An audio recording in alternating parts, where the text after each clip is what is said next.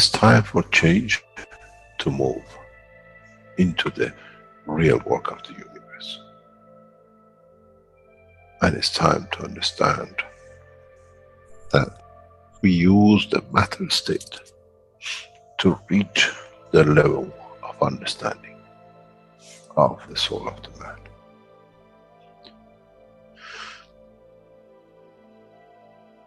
Now you understand maybe why the Creator has sent his messengers in the name of whatever you have had. Is that they bring the ears, that it can be used when the time of the Messiah comes. They can teach the soul and the message, not to oppose. But by them understanding through those who have become Messiahs, to give from their souls to these to elevate, the job is made easy. The school is there and the students are devotedly there. Then there won't be any fight between what they call the Muslims and the Christians. The lamb and the lion will eat and sleep in the same nest. The Christians and the Muslims will sleep and pray in the mosque and in the same church in the name of their souls, not in the name of religion that is used to create so much conflict for the benefit of those who were the hyperactive children. The time has come, the time of change is here. And as I said, my wish is my command. If it's your wish to see peace, the path of peace is laid very clearly. It's the soul of the collective awareness. By giving will create that position of change. No other thing. There is no pen in the soul of the man. And I'm sure once you go into the universal community, you will never see anything written but the balance of the fields of the soul of the existence.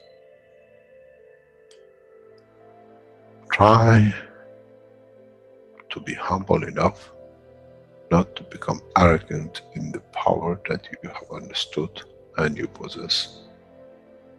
Otherwise, you'll fall in the same path of the church and the mosque.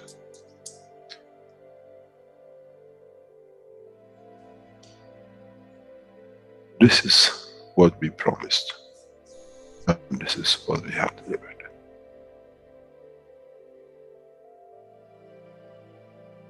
We have to understand the operation of the soul, and we have to understand the soul of the man is a star in the cosmos of the universe.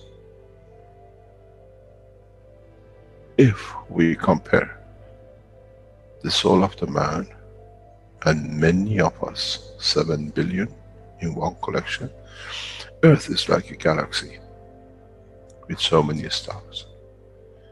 When we look in the depth of the universe, we see galaxies with hundreds of millions of stars in it. So is the planet Earth. It carries 7 billion beautiful stars, which are the soul of the man. Carries with it soul of so many trillions of animals, plants, and everything else. So if you look, when someone who does not see the physicality of the earth and its content, what do they see? They see a galaxy with so many beautiful lights shining, each one according to their strength, each one according to their position.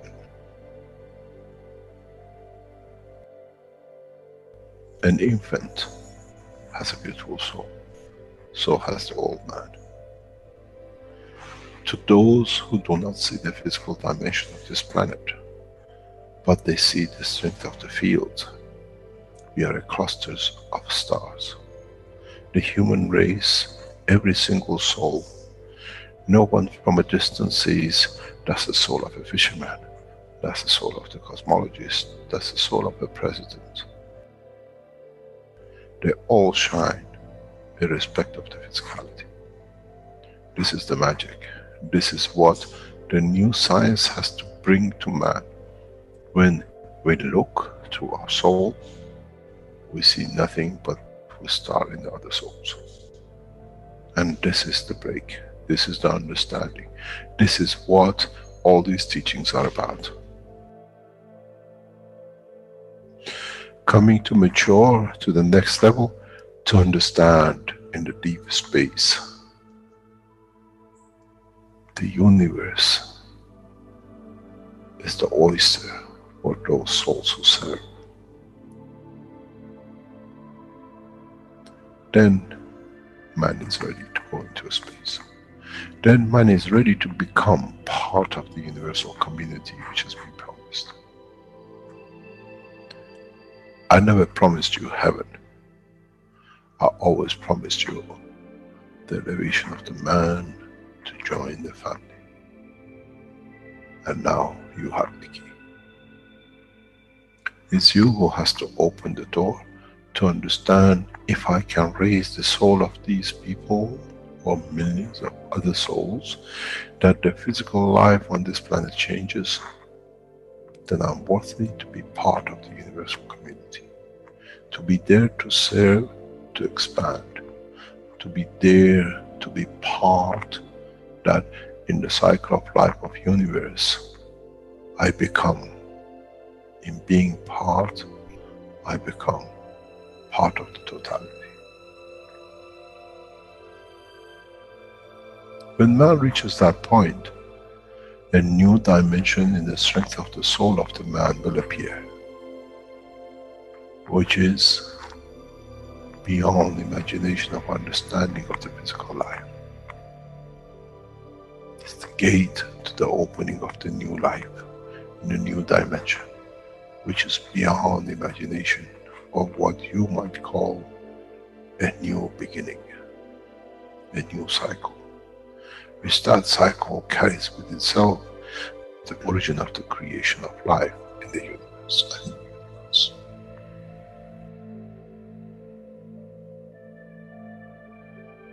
It's the elevation of the soul to serve become the key, not a throne of the physical life. The time is right. The time has come for the man to go through this process.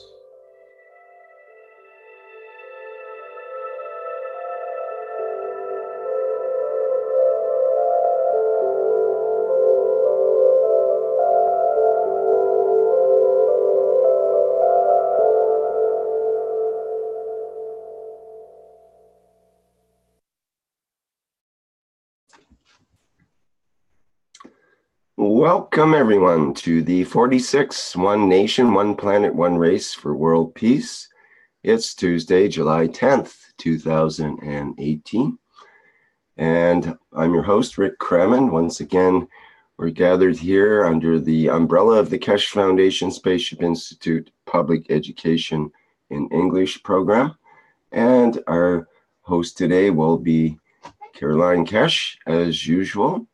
And we welcome her to today's meeting, and we wonder what surprises she'll have in store for us today. Are you available, Caroline? Hi, good evening, Rick. Welcome, everybody. Good morning, or a good afternoon, or a good evening, depending where you are. It's our usual greeting. I hope you have your coffees and your teas ready, or something very nice and fresh where it's very warm. Yes, we have a lot to share today, new things to share. Universal Council members have started getting beautiful presentations of their work, like we saw last week from Dr. Gatwa. We will embrace that presentation on Thursday morning, Rick, as part of Mr. Keshe's teaching. I wonder if Pete is ready Pete, are you present? Hi, Carolina. I was born ready. I am ready, always ready to serve. So I give it to you, Pete. Thank you. Thank you very much. If I may just share my screen, I promise there's no copyrighted material in there. In fact, all the images I used in this presentation are from Pixabay, which issues a CC0 Creative Commons license free for commercial use. So just to clarify the sort of legalities of this presentation. So this is an update on what's happening in the Polish community, especially in the things I'm involved in. So I'm going to briefly talk about the 2 workshops we gave in Poland. And the teachers for these workshops were myself, Marcin Zylik, and Mateusz Kurnicki. So the contents of this presentation, I'm going to start in sort of reverse order. So I'm going to talk about level 2 of the workshop we gave sort of 2 weeks ago, about level 1, which took place in April this year. I'm going to bring in some reflections on the Charter, the Universal Council Charter. We'll try to give a short, fairly short teaching about several concepts I think are interesting and interesting to understand, and bringing several teachings together into one place, and then we'll finish off with the summary. Pete, can we go to full screen on your thing there, or does it interfere with you being able to? Just hit F5. Oh yeah, way better. Yep. Great. Okay. So yeah, that's what we're going to talk about. So the level 2 workshop on the cache technology was run by certified teachers, and who I mentioned in the previous slide. What you can see on the right-hand side is the flyer in the Polish language, so that people attending from Poland can read this in my native language and in their native language. And to the left-hand side, we have an explanation of what is on the flyer. So the topics we covered was a recap and expanding on nano and the CO2 box. We talked about some theory, basic concepts such as proton, electron, neutron. We discussed the periodic table, how to calculate Ganz conditions in your boxes. We talked about plasmatic first aids, which are various applications of plasma technology for health. Amino acid, COHN, that the sort of the role of each of these elements, and the explanation of their meaning and how they sort of make up the amino acid in all the life forms on this planet. Plasma technology in practice and behind the scenes. So just giving practical advices on how to do things, how to apply things in our everyday life, how to use this technology for the benefit of us and the environment around us. We had some practical exercises as well. And every attendee received a health pen, single pin one, and a water-based one. Also, I should probably mention, so this was on the 30th of June. There was also some teaching on the ethos. It's always a part of every workshop we give. And it's worth mentioning that as a form of payback, some attendees did not pay the fee to attend. The fee was only small, around 25 euros for the whole day workshop, which lasted from 10 a.m. to 7 p.m. So those who could not afford it you could say were somehow partially sponsored by those who were the paid attendees. So everybody attending the workshop was actually contributing to spreading the knowledge, to funding those who were not in a good financial situation to be able to afford it. Also, every attendee had to sign the peace treaty and the workshop attendee waiver form, and there were printouts of the EC Constitution and other materials such as periodic table available for the participants. To answer Rick's question, because I know you, Rick, had this in regards to Gatwa's presentation, the way we advertised the workshop was obviously through the community site, through electronic flyers, so just a PDF format of the flyer circulated around different website and social media platforms, mostly Facebook. I also used the website with free ads for this particular city region where the workshop was given. Also, emails were sent to the level 1 attendees. Facebook posting, I already mentioned. Word of mouth, and it was also advertised in public KFSI teachings in the Polish language. And we also, in every workshop, we ask how people found out about the workshop, and most of the time the answer is word of mouth or through Facebook, or the other methods weren't really that successful. So the attendees, just to mention again, so these were the workshop attendees, KFSSI students and doctors, also obviously certified teachers, Marcin, myself, and Mateusz. And funny or interesting observation from these workshops is that in public teachings, majority of people attending are men. In these hands-on workshops, majority of attendees are women. So we get a nice balance between the two groups, you can say. So this is a picture from the end of June workshop. We have about 20 or 21 attendees overall, and nice and small group, which it was a pleasure to teach and be part of this. The schedule of the workshop was as follows. On the left-hand side, we see it in English. On the right-hand side, in Polish. Started off with registration, documents, payments. We had the recap on nano and the CO2 box. Theory, proton, electron, neutron, then more theory, hydrogen, deuterium, tritium, some break. We then talked about periodic table counting and how to create conditions for other ganses. We talked about the role of each of the elements of the amino acid and briefly discussed the creation on this planet, acidity and alkalinity, MAGRAPH. Then we had the dinner break, and then we started the more practical part, which was the application of technology in everyday life, answering questions, but also doing some exercises with health pens in pairs and sharing experiences amongst others in the group. Working with the fields was the second last topic, and we closed the session with the summary. Obviously, we talked a lot about ways to participate in teachings, both in English and in Polish, so we gave the attendees a lot of information about the Zoom platform, about YouTube, how it works, what playlists are available, and also briefly on the schedule of different teachings that are taking place.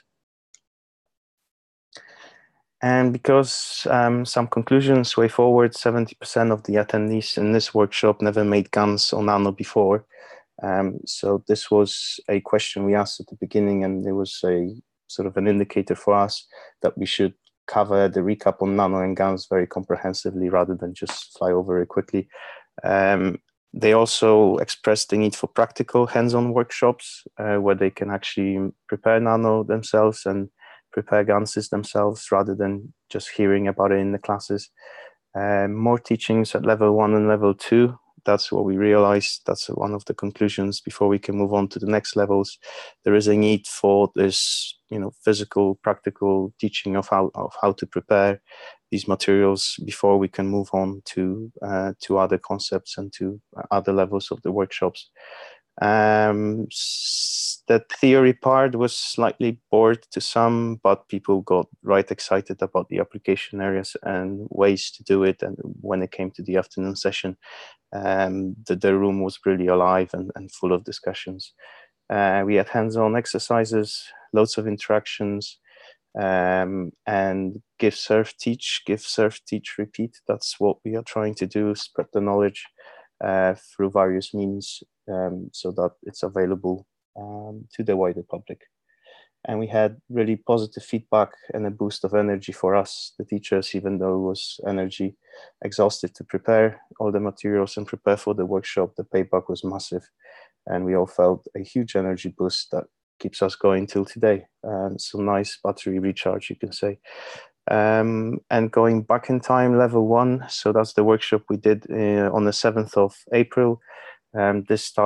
As a first level, it started with the very basic concepts of rays, plasma, MAGRAPH fields, nanogans, liquid plasma, intention, ethos, CO2 production.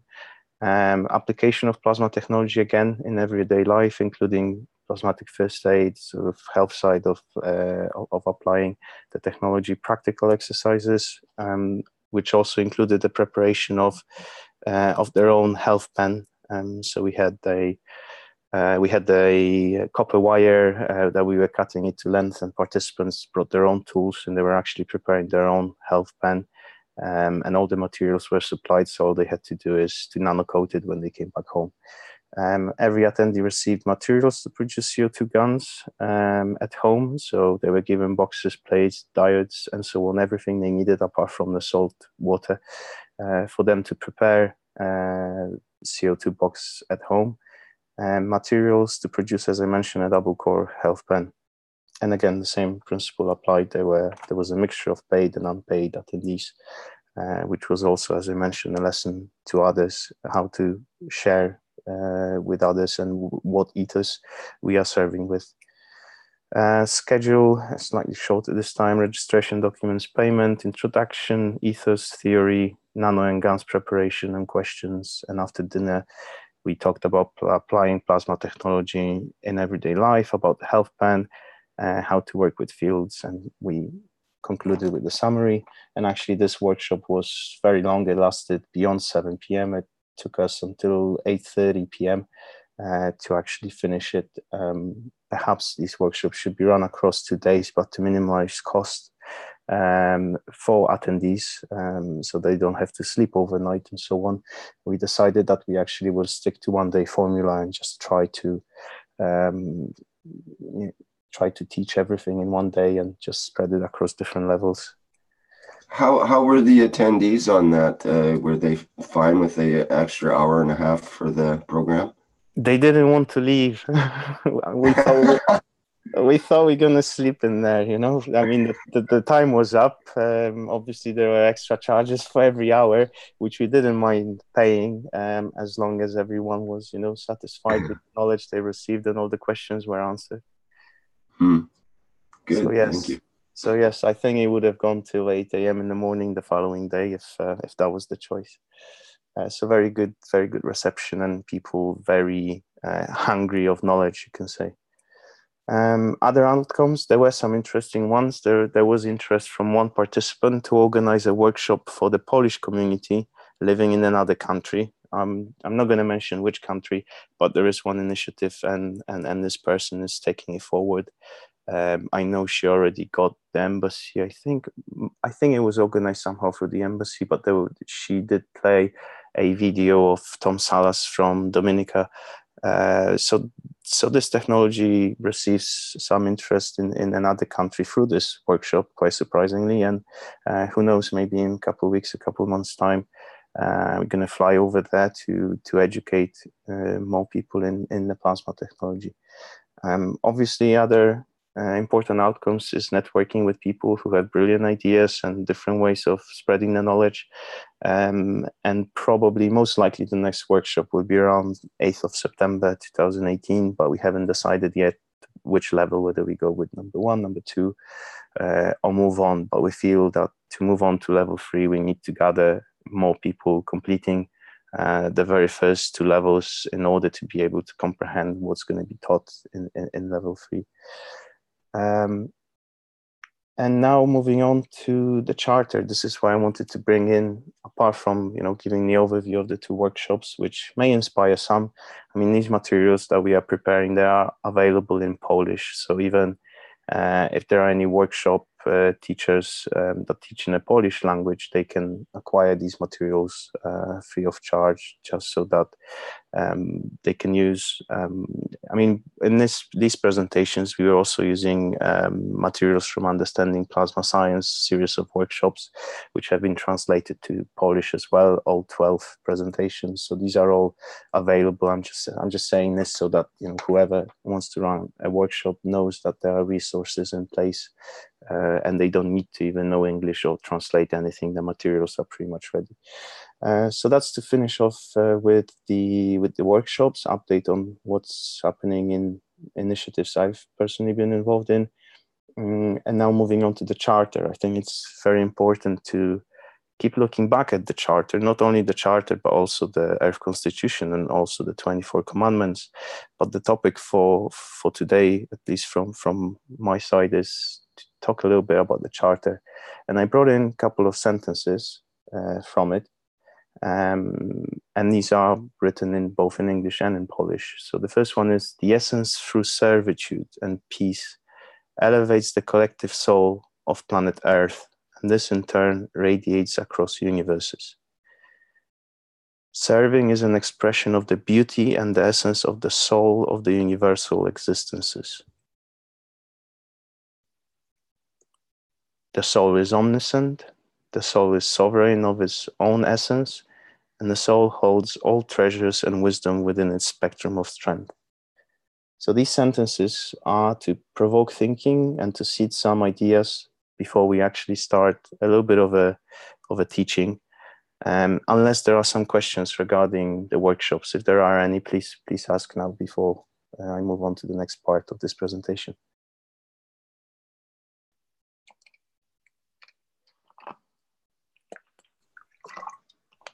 I'll just note that I thought it was an excellent kind of outline for others to be able to follow, to have some inspiration and guidance to what a workshop looks like step by step, how to present, what comes first, what comes next, and so on. Because to start to do it by yourself, it would be, it's kind of mind-boggling as to what to present exactly, and you've laid it out and made it easy for people to do the step-by-step method. So thank you, that's great. Thanks, Rick. I hope it helps somebody to start off these initiatives and start running workshops. You were saying? I interrupted you. No, I interrupted you actually, and I was just going to say that Mark apparently has his hand up here. See if he has a question. Thank you, Rick, for allowing me to speak. I was just wondering, what are the materials or the ideas you'd be introducing on the third level, level 3? Thank you. Yes, I do have these somewhere. I mean, we did some brainstorming a couple of months ago to define each of the levels. However, I would need to stop sharing screen and look for these and translate it on the fly to English. Maybe after this presentation, I'll go and have a look at these materials, and after a couple of minutes of others talking and contributing, I can just come back and answer this question, because I cannot remember off the top of my head, to be honest. Is that okay? Yes, thank you very much. Thank you.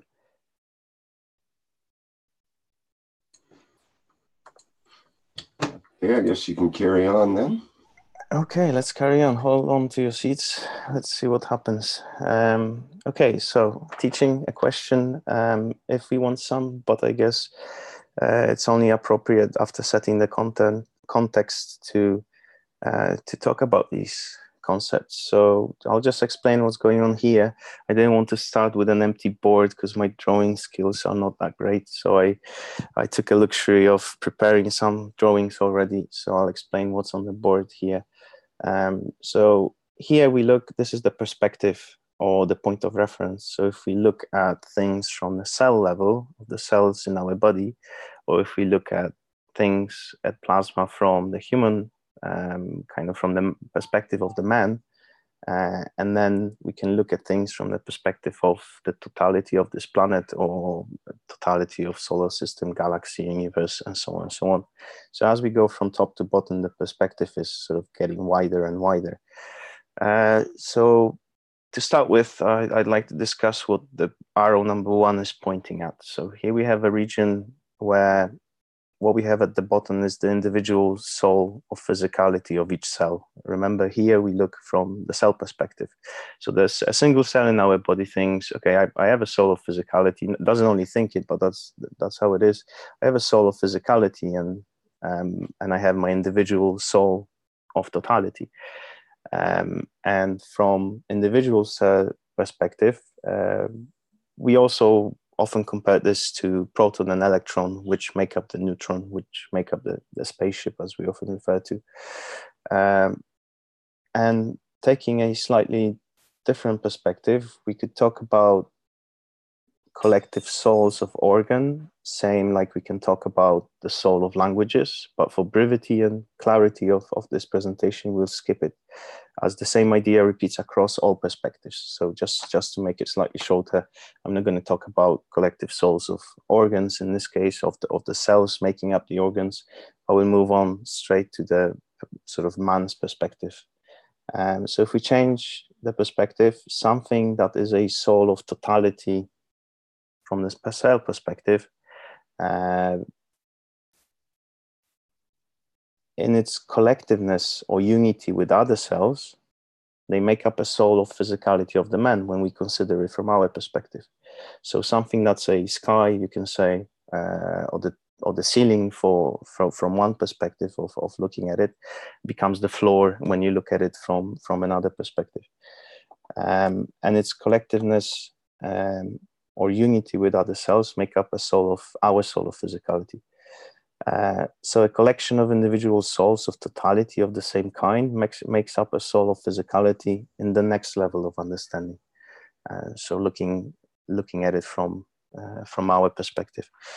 And then when we look at number one, so the cell's perspective, man is the creator of it. We often talked about neutrons division onto protons and electrons, cascading division, so it goes on and on and on and on. So something that the man created, the neutron which cascaded onto other cells and other entities, makes up from the bottom up, makes up the physicality, the soul of physicality of the man. But obviously we struggle, we cannot feel or perceive each of these cells individually. We only have a slightly higher view of the thing, and we cannot differentiate really. I mean, normal humans, I cannot, for example, communicate with an individual cell in my body consciously. So if we go a couple of levels up, so this is actually what's going on here. Here we have the soul of physicality at the bottom from the man's perspective, and the individual soul of totality, which is in our head, which we can locate in our head. So that's what happens if we change the perspective, and we can go a couple levels up. We can talk about the collective soul of a language. We can talk about the collective soul of this planet, galaxy, universe, etc., etc. So this is how we can explain also the line of communication among species on this planet or among cells. If we look at this line here, all these cells are the same, are a replica of the same who created it. That's how they can, that's why they can communicate with each other, because of the commonality of the fact that they are all connected to the same creator. They are all a copy of the same creator, same as we are, all the humans are. And we can see this line of communication across, for example, also the human race. This is why UC structure is based on languages, because this line communication exists across the soul of each of the languages. So perspective, the human perspective is the same as the cell's perspective, just from a different point of view, from the point of view of a man. And every higher perspective is literally the same, the repetition of the same. And I guess we all remember the teachings of Mr. Keshe about the flock of birds or the school of fish, and us joining the universal community as equal, and communicating via the collective soul.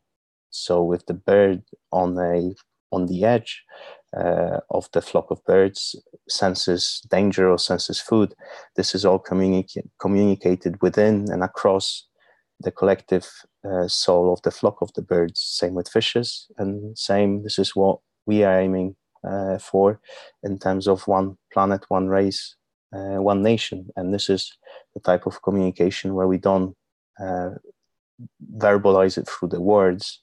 It's instant, it's the soul level communication. And as I mentioned already, we can translate this picture into the division of a neutron into proton and electron. So the creation, but this we would draw from the top down. So we would have a single neutron cell here, dividing onto proton, electron, and then in time, each of these would become a neutron and then divide further down. So starting from the top, from the creator, dividing into and making up different universes, galaxies, but also the entities that make up collectively these galaxies, these planets, such as humans and such as cells, which make up our bodies. So we can look at it from the creation perspective, expansion, compare it to the Big Bang, where everything just started expanding and the particles started to slow down and make up matter. Or we can look at this from the elevation perspective, which is in the opposite direction. Well, I guess the next slide will probably clarify this concept a little.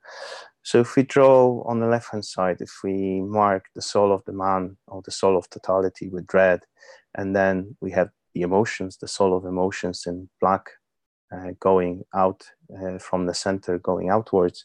And then we have the soul of physicality in green. And the last element in orange is the physicality of the man. And quite often we talked about that there is no need to unpack all the fields up to the physicality level. And I don't know if you remember Knowledge Seekers Workshop 229, where Mr. Keshe talked about love sitting on the boundary of emotions, and hence we can localize where these fields are, where they end. And to me, it's also the level of communication with the spaceship, but also communication with across different entities in a given group. So the cell which elevates its understanding and reaches its soul, this is what the picture on the right hand side tries to show. So the soul elevating, going inwards, reaching its soul, reaching its middle, you can say, where it all started from the cell's perspective. This center point is then just a tiny little point on another plasma, on another spiral of the plasma. So something that's considered from this perspective a totality, an end where there's nothing beyond it. Actually, we come to realize that it's just a point on another spiral where the game starts again, and we try to move in the direction of the universe. We try to move inwards, to elevate, to reach another level of understanding, and then to realize that we need to be collective with, in the case of this planet, with other man living on this planet, through the correct ethos, and working in the same sort of spectrum of fields, through serving, through giving, through magnetical and gravitational interaction. And we can go on and on and on to another level, to the level of the planet, to the level of galaxy, and so on and so on. So that's how I see the elevation being the opposite process of creation, where in this process we try to go inwards rather than expand and create outwards. That's why we also need to elevate others, so we can reach new depths and dimensions collectively. Also, like in Knowledge Seeker Workshop 229, it was said to elevate in the direction of the universe. And previously, on a previous slide, we talked about a collection of cells, collection of individuals, souls of totality making up the soul of our body. And in the context of this planet, we have to talk about collectiveness of all the souls of all the human beings living on this planet. That's why it's so important to elevate others, so that they can join us. We can be together through unity. We can reach another depth of understanding, another level.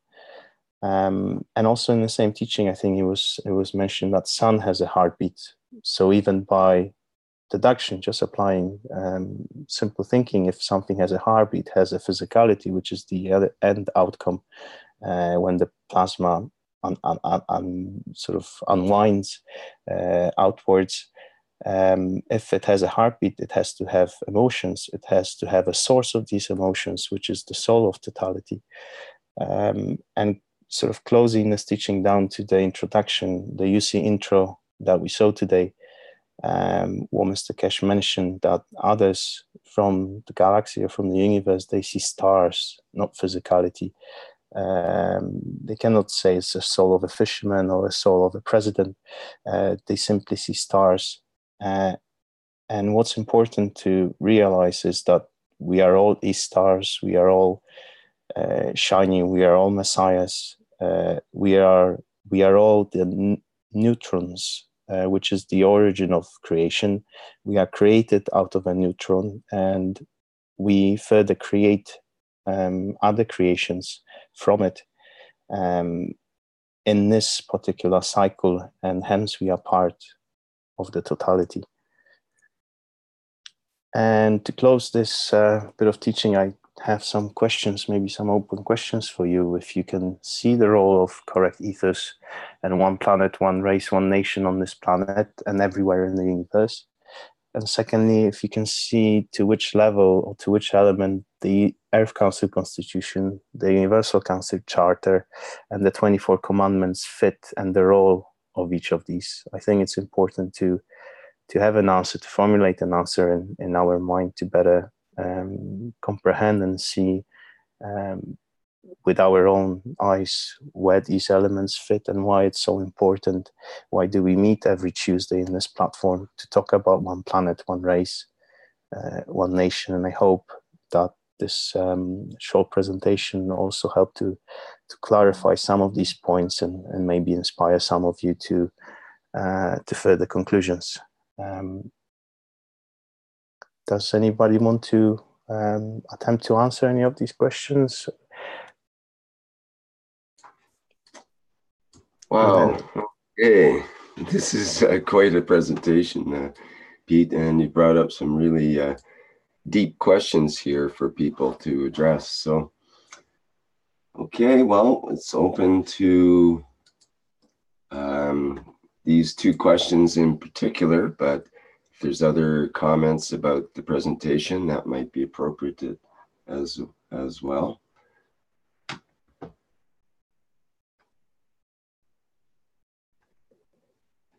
Certainly, I see the idea of, you brought up the idea of these different levels, different universes or dimensions, you could say, from the personal level to the sort of earth-based level, and then to the universal level.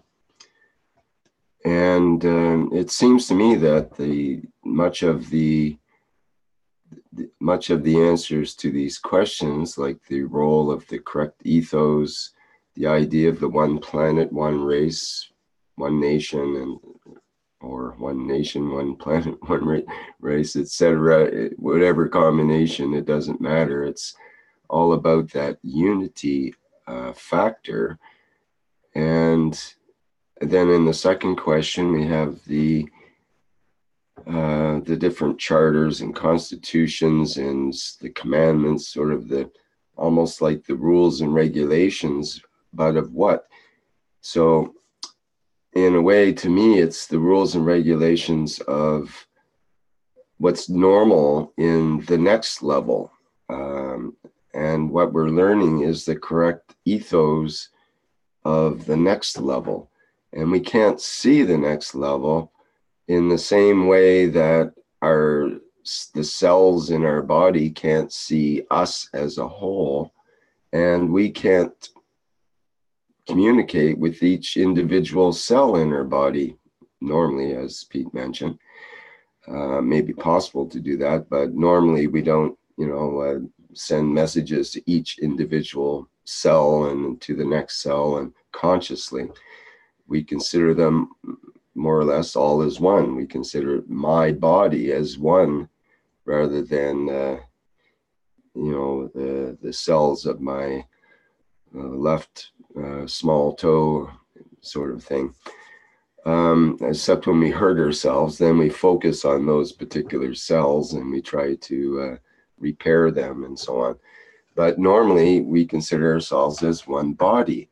But then because of that rule where the next higher universe cannot see the lower universe, or it can see it, but in a different manner than the one in the lower universe, and the lower universe can't see the higher universe the same way as our cells can't see us as a totality.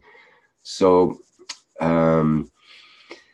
that means that we cannot see that higher place that we need to elevate to. We can get a hint of it, we can get a taste of it, but in order to actually be there, we would either already be there or we have a taste that we have sort of an idea, and we get clues. We get, oh, there's a ethos. Oh, okay. And it's this idea of oneness and unity. Oh, okay, and I can go with that. And we get these different hints from our fellow humans and from our environment, things we read and talk about or look at and experience. And eventually we sort of make a little journey or trip into that next universe through various means. It might be meditation or different techniques and so on. And we get a bit of a hint and clue, or maybe a full experience of what it's like to be in that level. And maybe we're able to hang out there, and maybe we're not. And we come back to our, what you could say, our earthly or planetary level, or maybe back to just our single individual level and think that we're not connected with anything anywhere. And that can be a sort of one of the lower levels that humans fall into, to think that they're not connected. So we have these different levels that we can operate from, different perspectives, I guess you could say, that we can operate from. And I think a big part of what we're learning in these groups is about the new perspective of a level change. And the level change means that it's a different level, and it's not our ordinary, we're not in Kansas anymore, Dorothy, as the saying goes. So at least it goes in people that know the story of Dorothy and the Wizard of Oz. But anyway, I didn't mean to go on so long as I did there, but that to me is part of what I got from this presentation. It made me think deeply about the roles involved there. I see Ursula has her hand up. Maybe she can help me out with this. Yes, hi, I'm Ursula. Happy to hear you and presentate our Spanish advancement. I have been so glad to hear Peter's presentation. We are not as organized as this, but we will learn very much from this presentation, and all he is giving us communication and advertisement. Spanish are 23 countries, all over South America, Central America, and Spain, and many other here and there.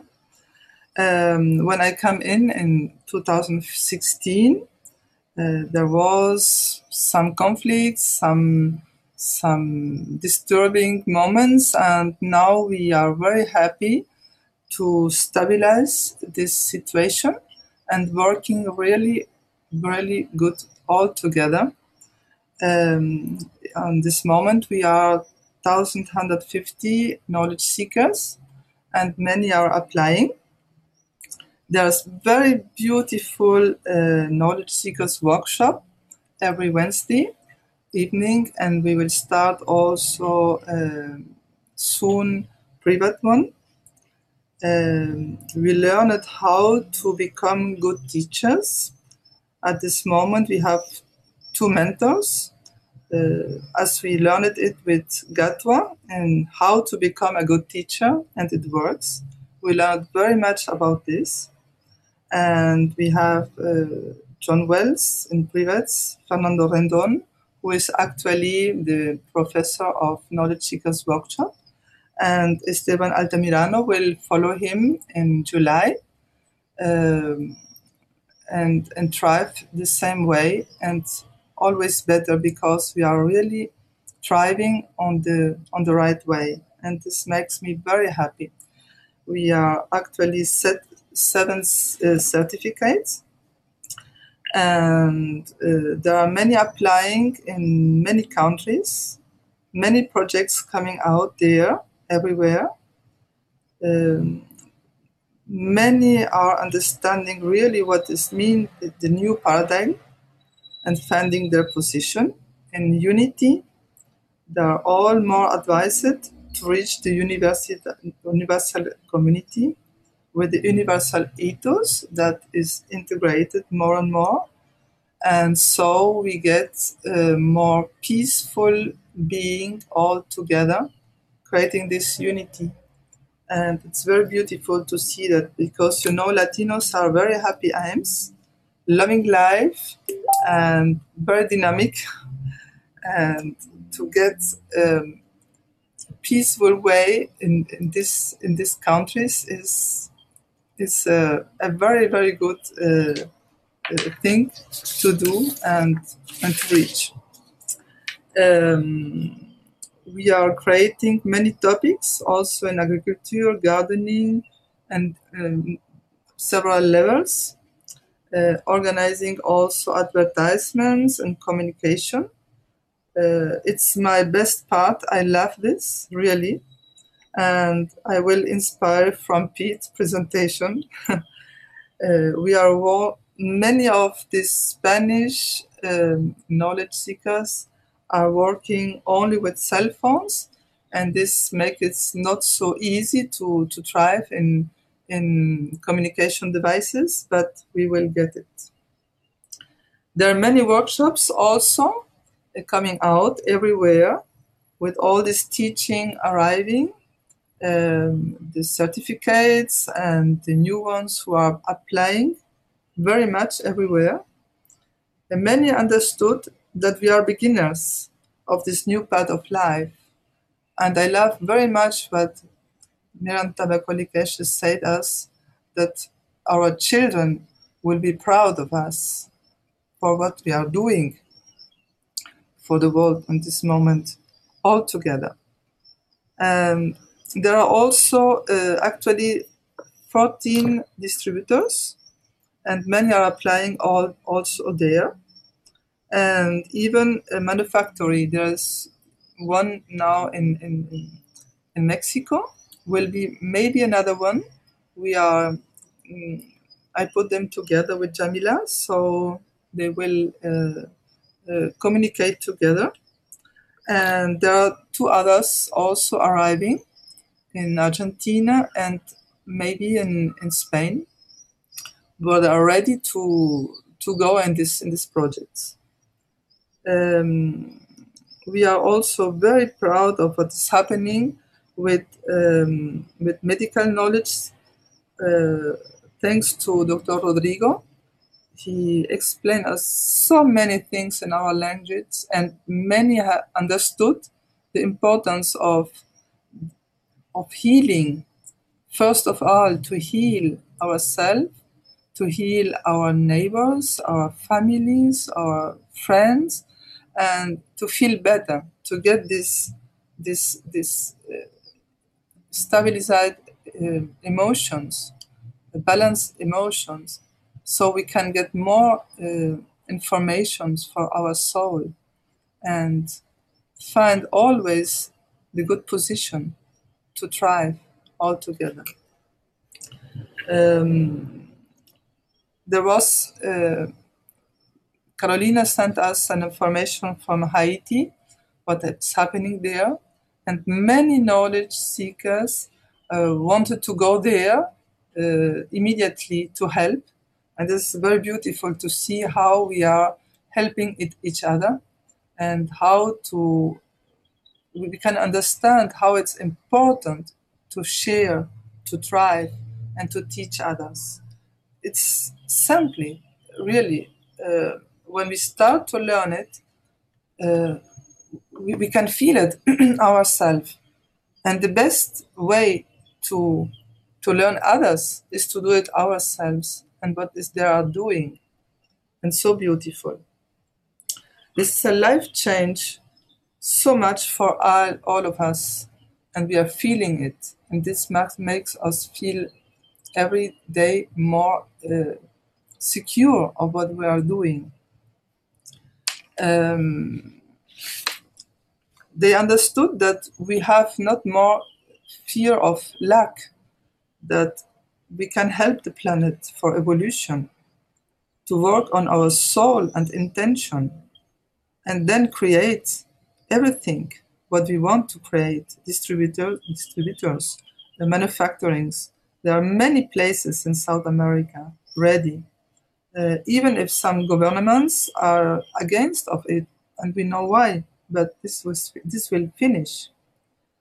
Most of the knowledge seekers are studying more than 5 or 6 or 7 years, and they are all wanting now to certificate, to be sure that they are doing it right.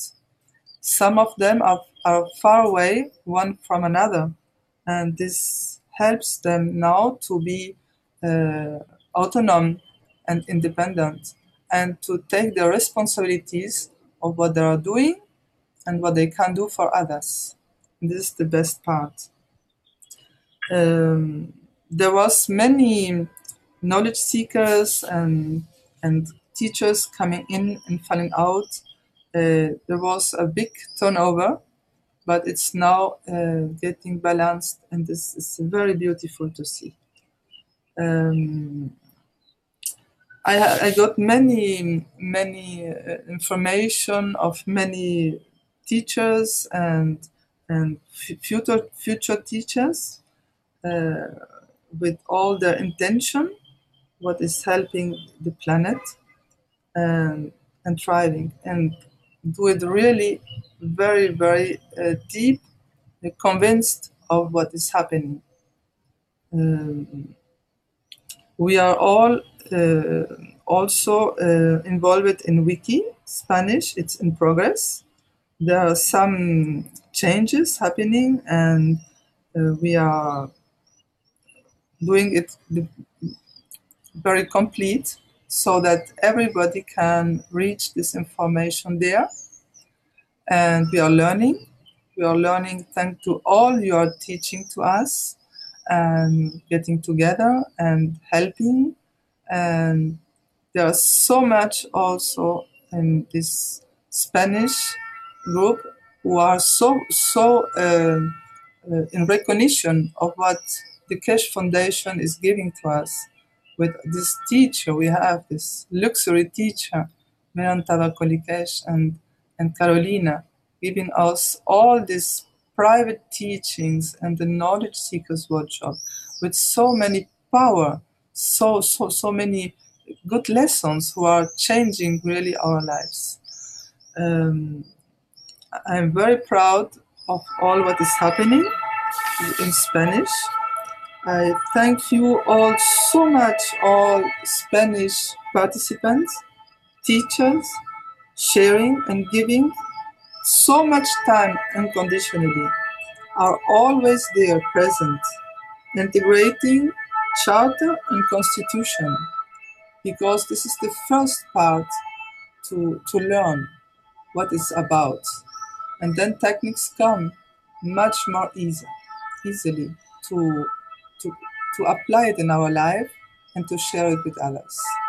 So thank you very much for all what is given and what is given to us and what we can give to others to make it a better life. Thank you. If somebody has some questions about this.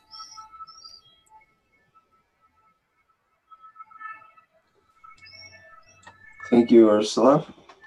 Nice horn effects at the end there as well. The universe confirming what you said.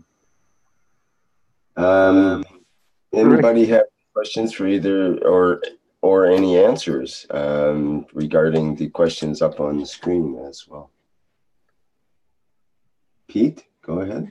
Yes, yes. I got maybe 2 or 3 more slides, and as you figure out, these questions were partially rhetorical because answers to these or clues were already on the previous slides, and it's more of a seed I'd like each of us to take home and think about it. Just stand still for a while and think about it, same as we do Ganses, quite often. And more recently, Mr. Keshe is asking us questions, but why? Why do you want a Gans of neutron? For what purpose? And I think it's important to realize with all these elements, with ethos, with constitution, charter, commandments, with everything that you can see on the screen, it's important to realize also why, rather than just, copying, same like we copy, like kids copy each other's behavior. It's not only copying, but it's understanding why we are doing it and, comprehending it in depth. So that's why these questions. And just to sort of close off this presentation so we can move on to other topics and other languages. So a summary of the presentation, we talked about the level 2 and then level 1 of the workshops. There were some reflections on the charter and a little bit of teaching, bringing several different concepts together. Obviously, if you want to get in touch with me regarding any matters, whether it's to do with the Polish language or whether it's to do with the workshops or anything, this is how you get in touch. This is actually one page from the Universal Council Charter, and it's simply uc.polish@theuniversalcouncil.org. And I'd like to mention that so the teaching that was incorporated in this presentation, but also the information about workshops, was already presented in the public Polish teachings. So for this reason, I wasn't sort of translating between the 2 languages, because I think whoever follows this already can watch the teachings in Polish and will find the same information in there. And just to finish off, a standard sort of flyer or advert at the end, that we always need volunteers to become a part of the KF SSI education team. And if you want to volunteer, you can do so in many different areas. I mean, I'm just reading and translating what's on the flyer. So graphic designers, 2D, 3D designers, artists, teachers, coaches, practicalities of the plasma technology, and also other people with English or with computer skills to help transcribe or to help to correct these transcriptions, adjust the timing, and so on and so on. If you have any skills or just have a little bit of free time to post links on Facebook about different teachings and events or recordings of teachings from YouTube, please get in touch with us, and all the informations are on the flyer. So I'm going to leave it up for a couple of seconds, and I'd like to link back to what Ursula was saying. Teaching is like, in my view, in my understanding, it's like going to the gym. It first hurts a bit in terms that you might be scared or stressed about doing it. Sometimes you try to find excuses, lack of energy or whatever else, in order not to do it, continuously, repetitively. But after doing it for a while, you really start benefiting from it. You really get a boost of energy, and you no longer have any excuses. I'm referring to the analogy of going to the gym, because we all know if you start doing something regularly, then all these side effects of different kind, lack of energy, tiredness, lack of motivation, and so on, they go away as long as you start enjoying it and doing it regularly. And it's just the final sort of reflection on this. It was amazing experience, at least for me personally, because throughout these 2 levels, I was teaching people in the audience, included both my parents and both my sisters. So I actually had a great pleasure and great opportunity to teach my own family and unite with them through the knowledge of plasma. And it was a beautiful experience.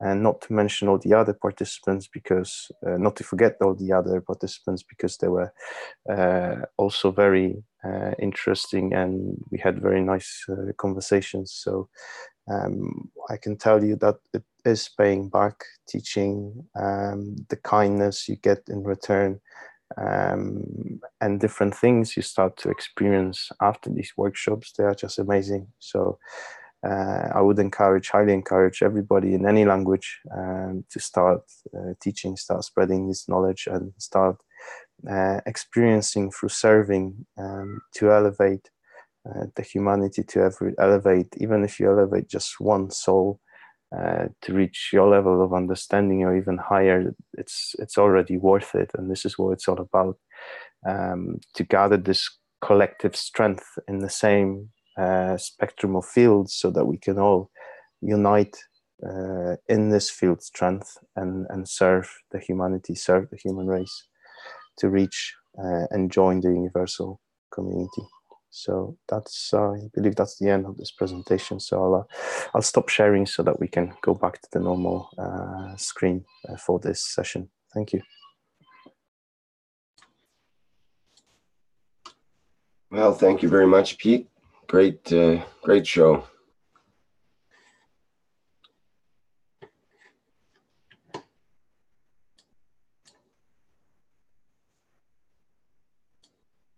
Okay, is there someone else that has any questions or anything they'd like to say at this point? Caroline, are you still there, ready to go on to the next phase? You have a hand up. Lawrence. Go ahead, Lawrence. Yes, hi. I'm Lawrence from Hungary, as usual from the playground with background noises. And I wanted to add to Peter's explanation. I think it was great and very comprehensive. I think each level of existence, of being, is a stable state of the magnetical and gravitational. The magnetical and the gravitational are both the two aspects of the same light of the creator. It's always the creator which unfolds. It's like one ray of light, consider it a tree trunk, and at each ring of the trunk we have a stable level of existence where, say, universes or creatures exist. Each of them has consciousness, and the ratio of the magnetical and the gravitational is what defines their existence. It's basically the level of their translucence, the superconductivity, the level of superconductivity that they bring to the light. As the light unfolds from the source of the creator through each level of this ring on the tree trunk, we have a dimension of existence. And we are now starting to learn to interact with this ray of light, with how the tree of life is working and how to become responsible persons, responsible humans, responsible beings. And I think that's all I wanted to add.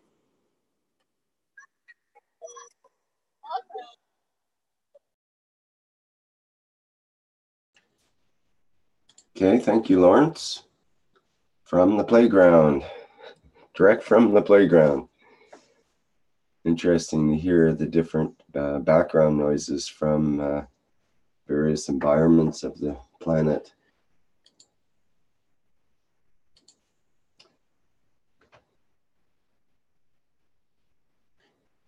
Peggy says, wonderful presentation and beautiful works. Thank you, Pete.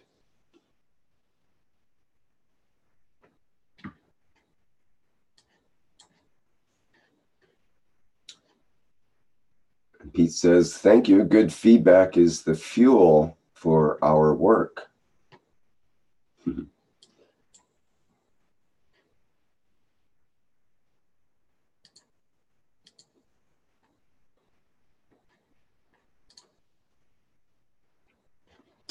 All right. Where would we like to go to next? Hi, Rick. This is Klaus. Hi, Klaus. I just wanted to show you the page on the KF Wiki with your wishes. Thanks a lot, Rick. You copied and pasted some of the wishes already inside the page we created. And if you just let me share screen, please, I can show you where you can find it and how it looks like. So if you go, let's go back to the main site of the KF Wiki. If you type in kfwiki.org into your browser and select your language, then you find here a place where you can click on One Nation, One Planet, One Race for World Peace Wishes. And here you see it is the first suggestion to organize it, but there needs to be some maybe of the councils who takes over the formatting of the wishes. I just took the copy-paste information and made headings and subheadings. This looks like this now.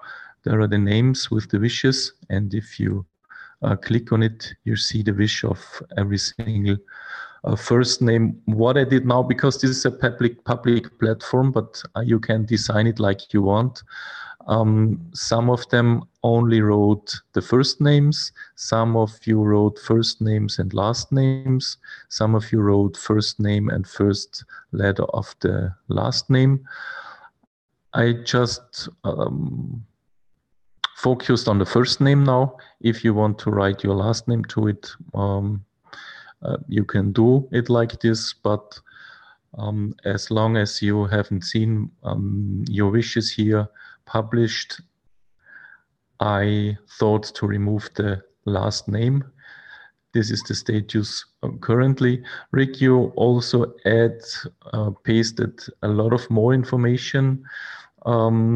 This I cut out for the first time because there were a lot of additionally things inside, and I don't know if you wanted to have it public.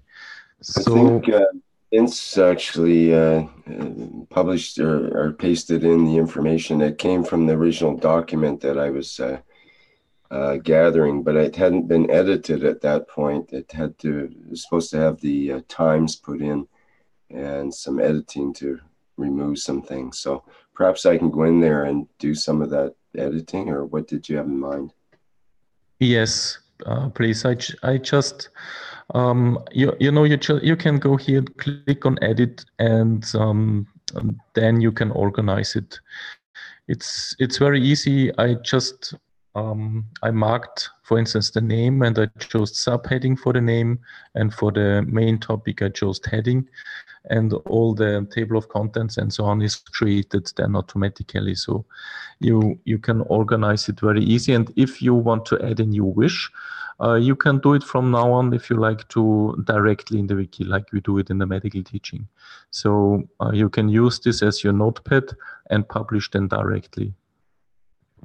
It's just like, perfect. If you see if you want to add a new wish, you write here the name, and below it's the wish, and you can say the name is then subheading 1, and then you go on with the wish here, and then you save changes, and that's it. We could always start out with the number of the workshop, because that dates the information there. Yes, Vince, this is what I said. There needs to be a kind of better way to organize it, but whatever you would like to have inside here, it is then a subheading or a heading. So it depends what content you would like to publish.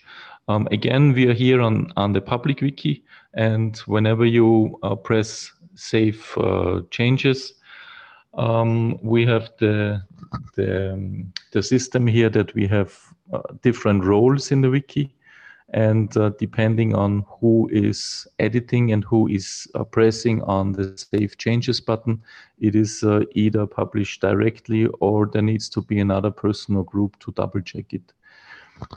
It can be organized like you would like to have it. And the second part is we are here on the English part of the wiki. You see it here, en.kfwiki.org. And it can be, of course, translated from now on into all the other languages we have here on the main page. So if you would like to translate the wishes into another language like German, Arabic, Italian, French, Polish, Romanian, Spanish, or Dutch, you can just click on the language and then paste. We need to create this in the languages here. Click on the wishes for the languages, and then you can start translating. But I think until the formatting and the organization of the English wishes is not finished yet, it's better not to translate it, and it's better just to organize it a bit better, and then you can give the green light for translating it. Okay, that sounds good. Thank you for the clarification there. You're welcome. Thank you.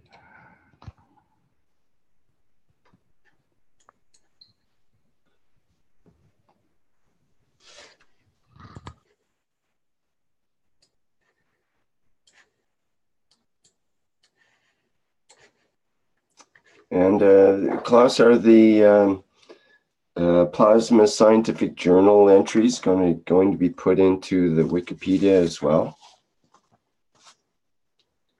Or is that not part of it? Till now, there is no entry, but it's a good idea doing this. The more crosslinks we have, the better it is.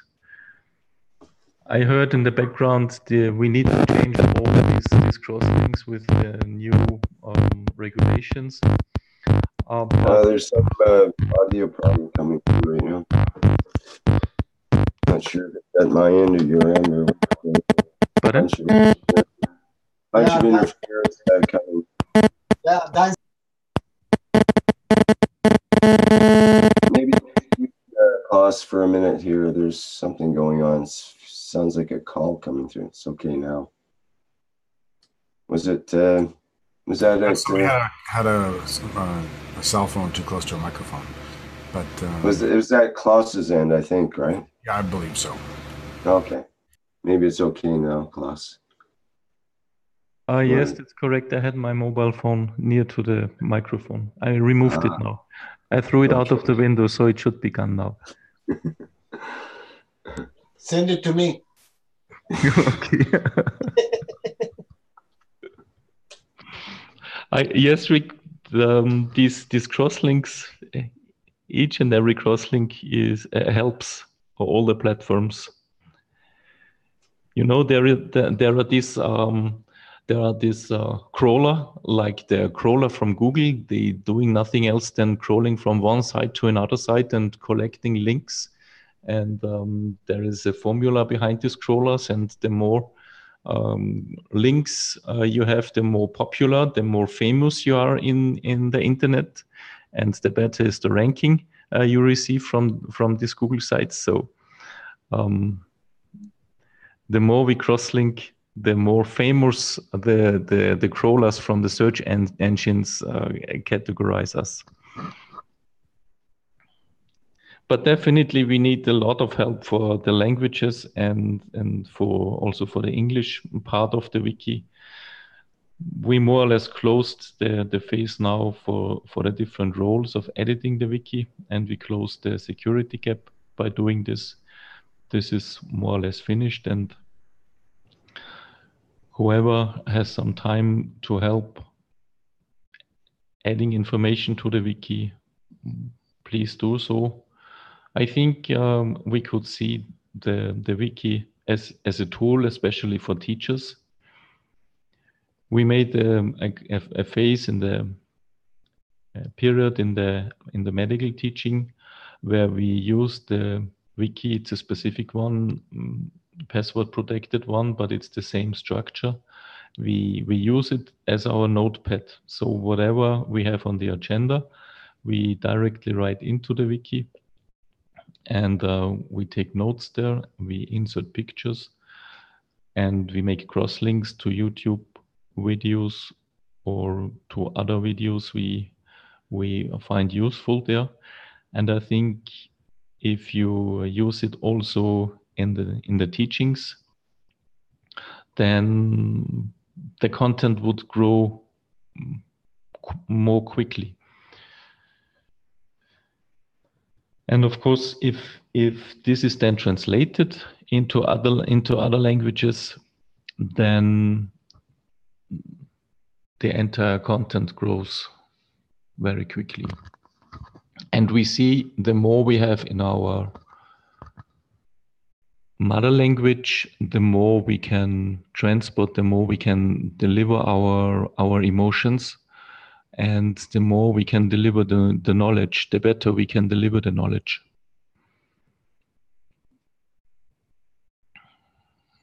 And it's a pleasure to see the wiki in the different languages is growing, like we heard today in the Spanish language, also in Italian and the German language, and all the other languages. You see at the first page, people began to translate first and take the wiki and develop it with their own content. And as we heard, also the workshop content will be in the wiki soon.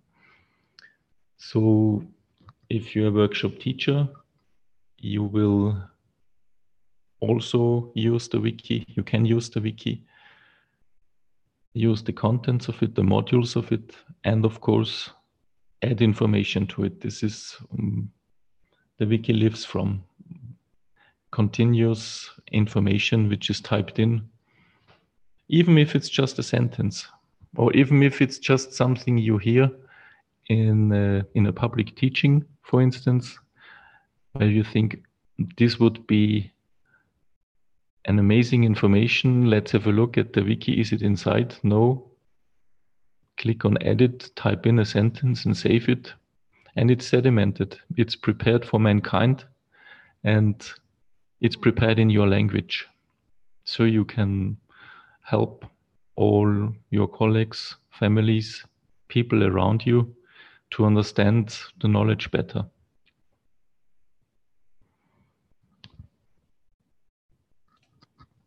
And of course, if someone is in the group who is familiar with the deeper, let's say, language or coding of the wiki behind, we always can help. We always need help in formatting, in improving the face of it. And if you have expertise in this, please help us. Thanks a lot, Rick. Very good, Klaus. Good information there. I know you've been working very hard with Wikipedia, and it's your baby in a way. And it'll be great for people to more and more contribute to that. I think it's the type of thing that if you start and make it a habit, then it becomes something that you just start to incorporate into your daily or weekly routine.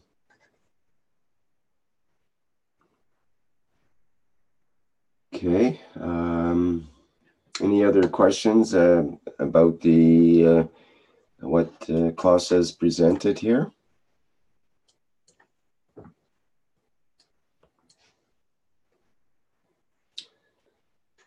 Okay, we have a hand up from Hassan. I'll promote you to panelist so you can speak there, Hassan.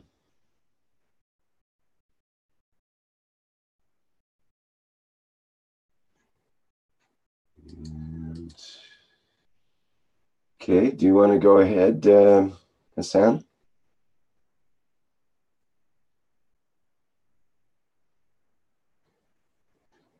Did you want to speak? You have to unmute your microphone. Hello? Yes, hi. Do you hear me? Yes, we can hear you. Can you hear me? It's a pleasure. Yeah, really good. Did you have a question? Yeah, it's a pleasure to be back with you on the live. I was used to listening those days, the one we are in the recording, and I missed the presentation, the first presentation of Peter, I think, and I wanted to go back on the two questions he put forward for us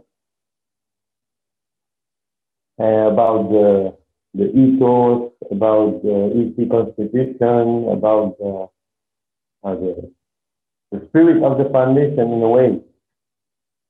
And in a way, it is like linked to, I think maybe two teachings ago on the One Planet, One Nation, One Way, the question Caroline asked about the evolution since we embraced the spirit of the Keshe Foundation.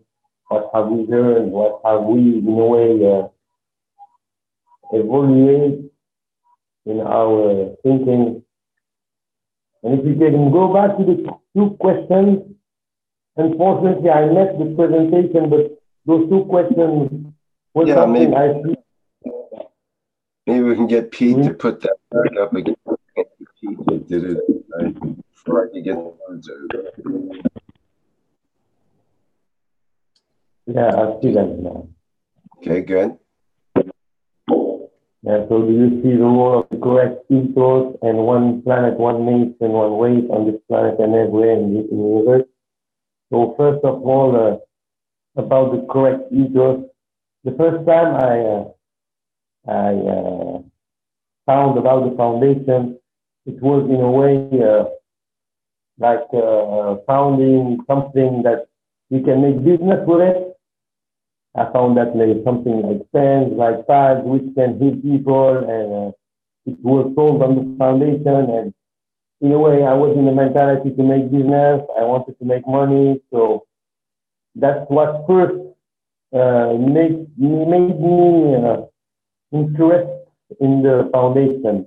But when you keep on with the teaching, you discover that that's not the objective of the whole process.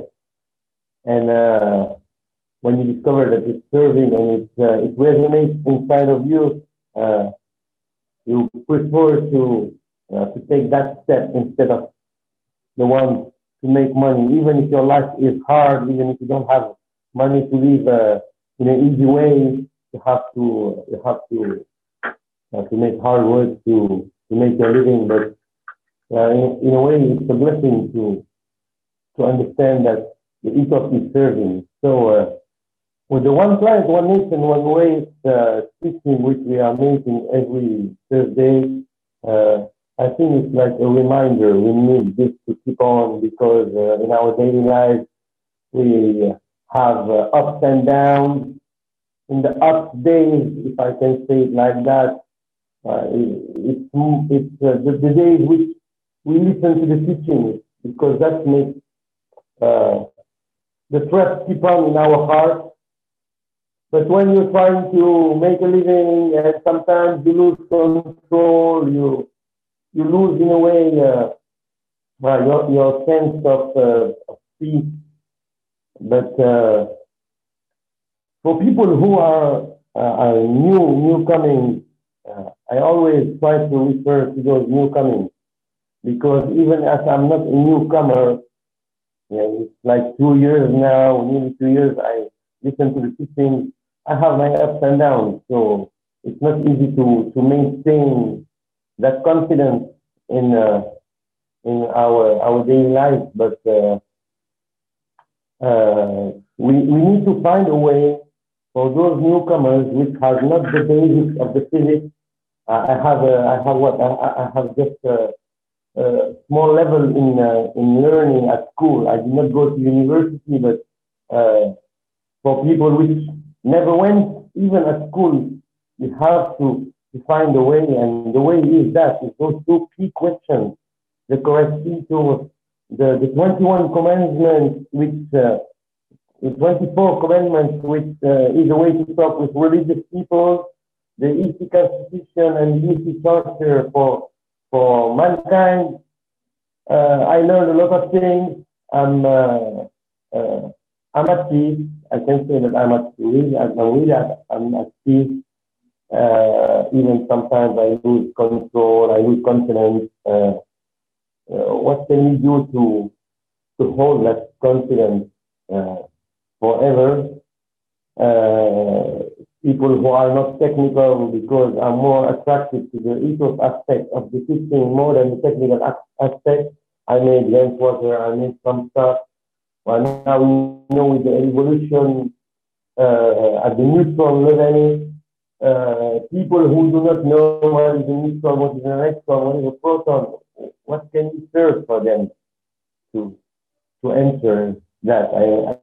I would like to extend more and more those two key questions. And those two key questions even relate to what Dr. Klaus was talking about. Even the thing that makes a push in my heart is when Dr. Klaus said, even if it's one phrase that resonates in you, one sentence that resonates in you, and you can put it on the wiki, put it on the wiki. So I think that in our local language here in Wolof, I have to start to put something. But time and the money position today, I know that I'm not in that problem of money, but people are in that case. So because of the internet connection, if you not have a little money to have an internet connection and be able to listen to the teaching or to put something in the teaching, it's hard for some people.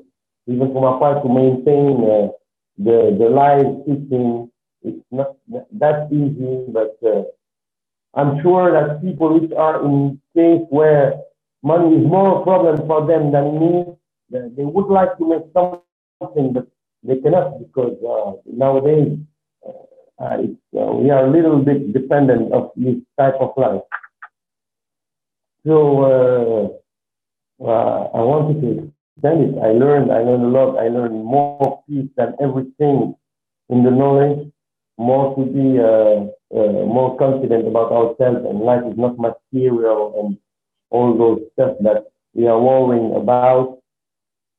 And maybe if I think that we do not have to pass by these two questions like that. So people like me had something to say. I think that we can maybe develop a little more about it.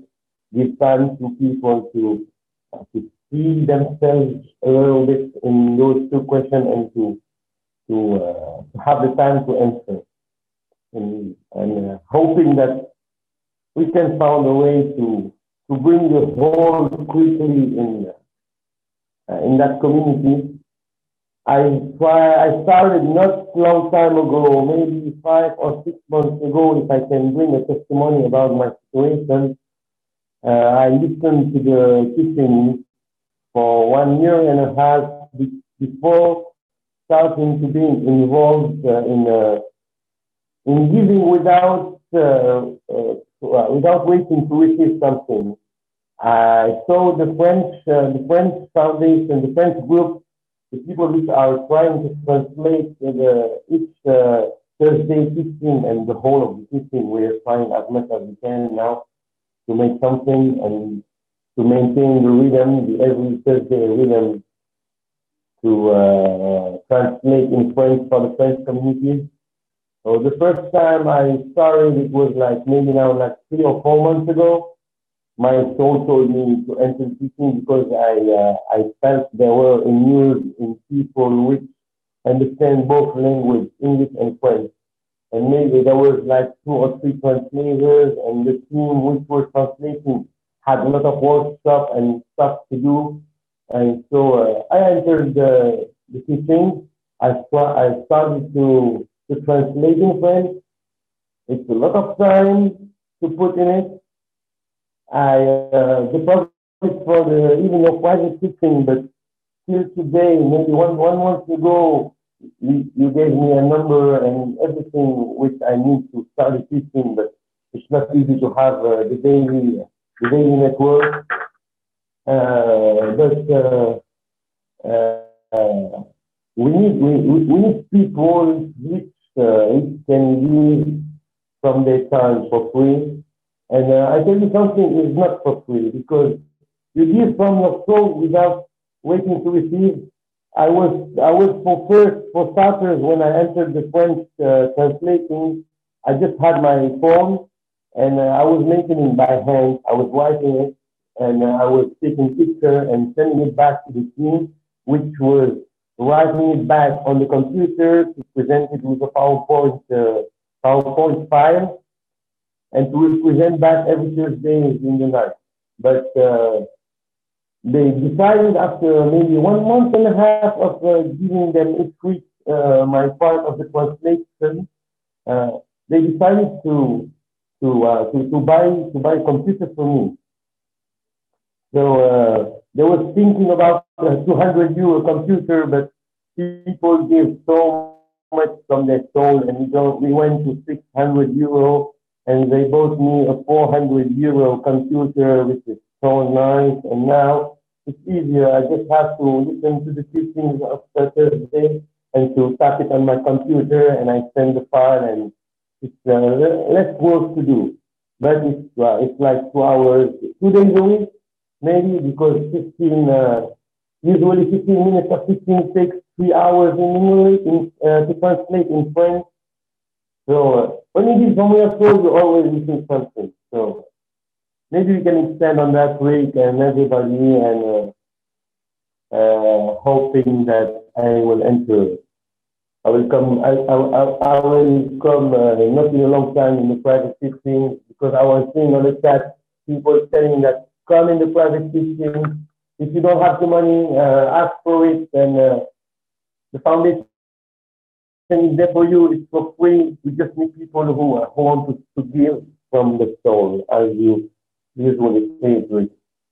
It's not easy to explain, but you feel it when you say give from the soul. Thank you very much. Well, thank you, Hassan. That was quite a testimonial there. I'll just mute the microphone because we're getting feedback there. Thank you.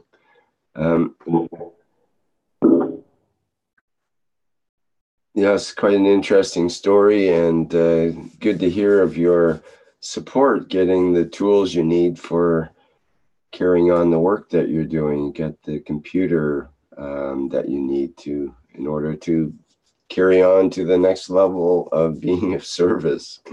So that seems to be the way it goes. If you have the intention and desire to be of service, then the tools become available to you to get the job done, whatever level that is that you decide that you want to take on.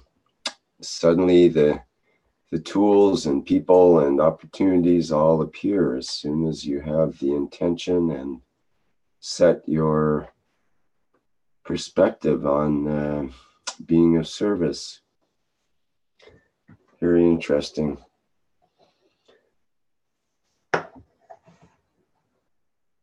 All right. Any questions for Hassan, or anybody else have any comments?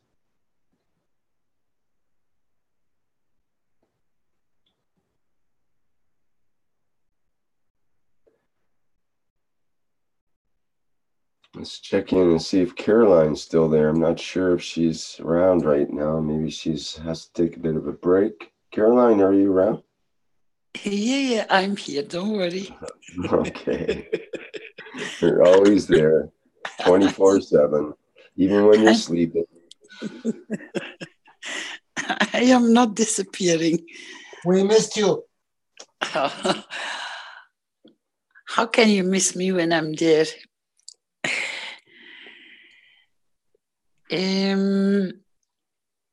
What we're gonna have to start, or what I would like to propose to a lot of knowledge seekers, is start thinking and bringing it to the platform like today, or even on Thursday morning. Pardon. How to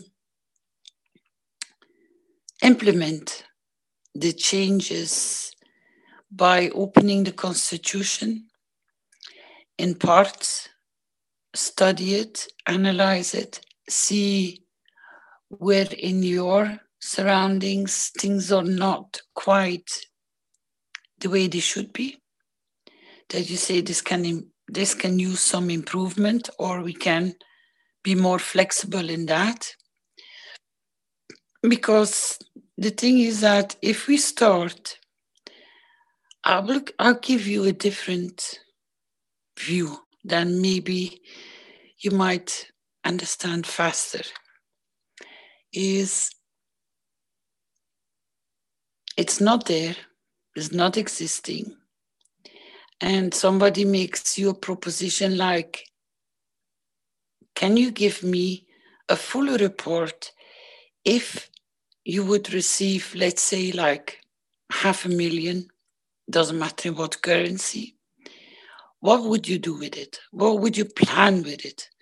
How would you set it out for that money to be finding his purpose for you to serve in life? What if we look at it the same way in the Constitution? What if we go and look through it and read it? And what is interesting for you and takes your attention, or you find a spark that, wow, this could be applied there or there. Could you make the same way like you would make a business report for how that money could be spent? Could you make and do the same thing in regards with the Constitution? Because once you start, you are opening the doors for the path to be created, to be able to open up somewhere. As Mr. Keshe said, when you start the whole wave of the energy flow to go for that to start to become into existence. The same thing about the signing of the World Peace Treaty. Go and look how many countries are not even aware of it, that it's been signed. How many people are not aware that they are signed in the World Peace Treaty? Also, your own peace treaty.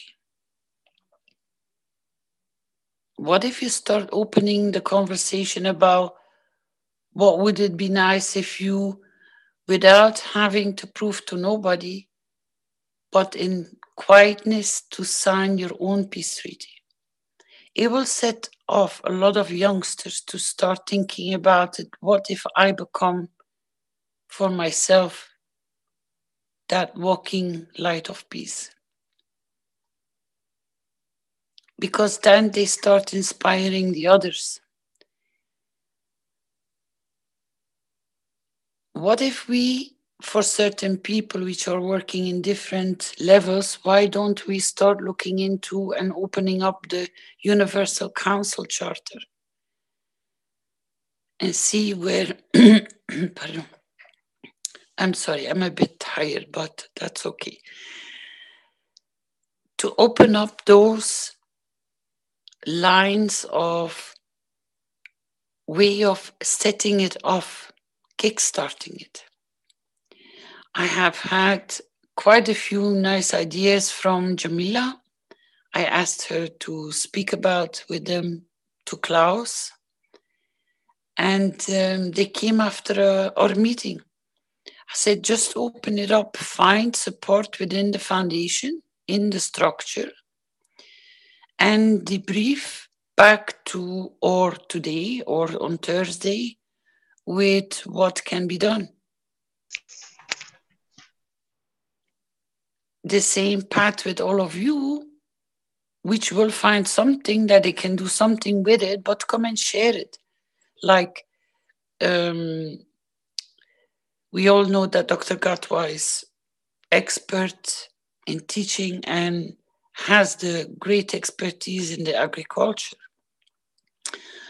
Pete has found the pleasure and is developing a very nice way of teaching platform, which can then be shared and copied and translated. The same with Dr. Gatwa's work.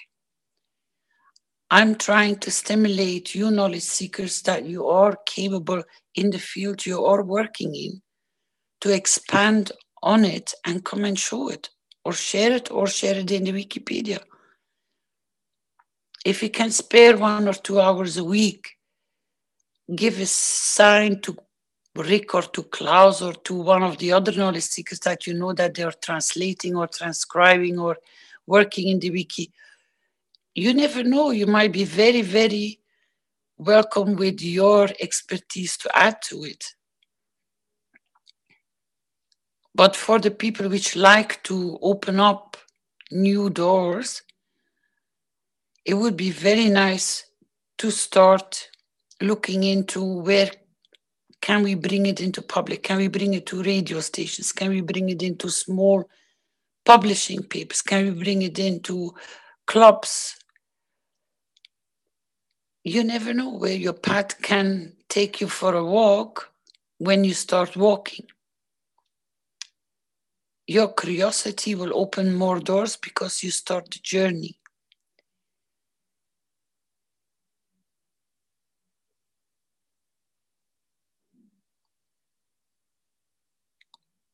We can reach more people when we start walking. And it's more a mouth to mouth when we speak and we don't hesitate and we are very correct in our conduct. It might not spark straight away, but the spark stays behind and it ignites when the time is right. I've seen today, by going through my news, that all the children have been pulled out of the cave. That was a heck of a great job to get all those children and the teacher out. It requires expertise, but if they don't start somewhere with someone to do the job, we cannot finish it. I'm very glad that they're all out. There were 2 news coming out this week. One, that they're asking people to go back to their own homeland. They're offering them safety. Then there are countries which have been at feud with one another for so many years, and they have decided to become peaceful with one another. So our wishes, because we kickstarted them, start revealing themselves. And it is in different levels, in different directions, in different topics. You see the fruits of what you kickstarted. But if we want to change what is in place now, we're going to have to be the first ones to start moving.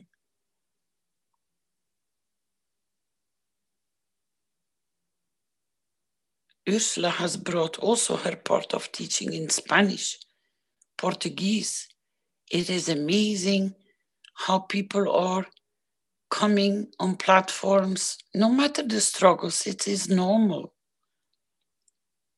It is very normal because you're from a different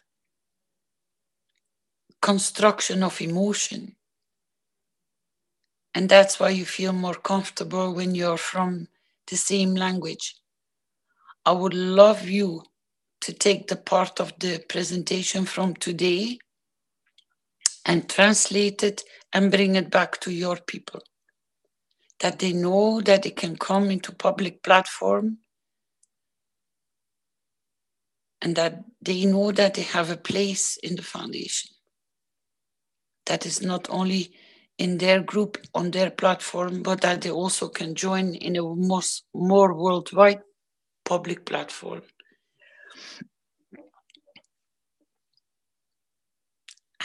Has anyone any more ideas? Let's say to start with the Constitution. Where can we start bringing the changes? I'm bringing this today because the guidance has to be there that Mr. Keshe is warning us. If you listen to the last presentation, he tells you what is about to come. He's done this for a long time. From day one, he's always been very open. What can be shared and what can be revealed comes on the table. In other things, if he doesn't go to the extent he drops small like direction or flags, with what is about to come with the flight systems for the space travel, it's going to bring a lot of changes. What are those changes when you not only look at the military, if you look at governmental level, if you look at the health section level, environment, food,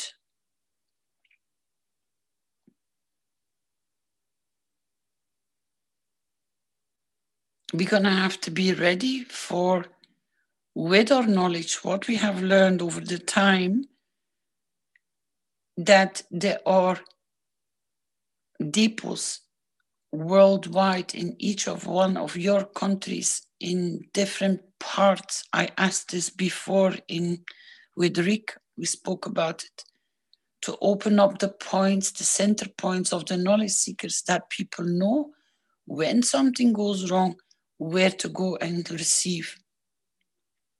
Not only that they can just go and pick up the material, but that there are starter packets ready where they can take it home and they can do it when they go back home. But that they know where they can pick up a starter packet with at least a kickstart, with a few ganses, some nano-coated material, maybe some dry GANs, how to build a food tower that they can sustain themselves. Is by teaching that they can go home and they can look after a whole village or wherever they are, their community. But not only with the starter packets, I think it would be very advisable to also put a constitution print in it.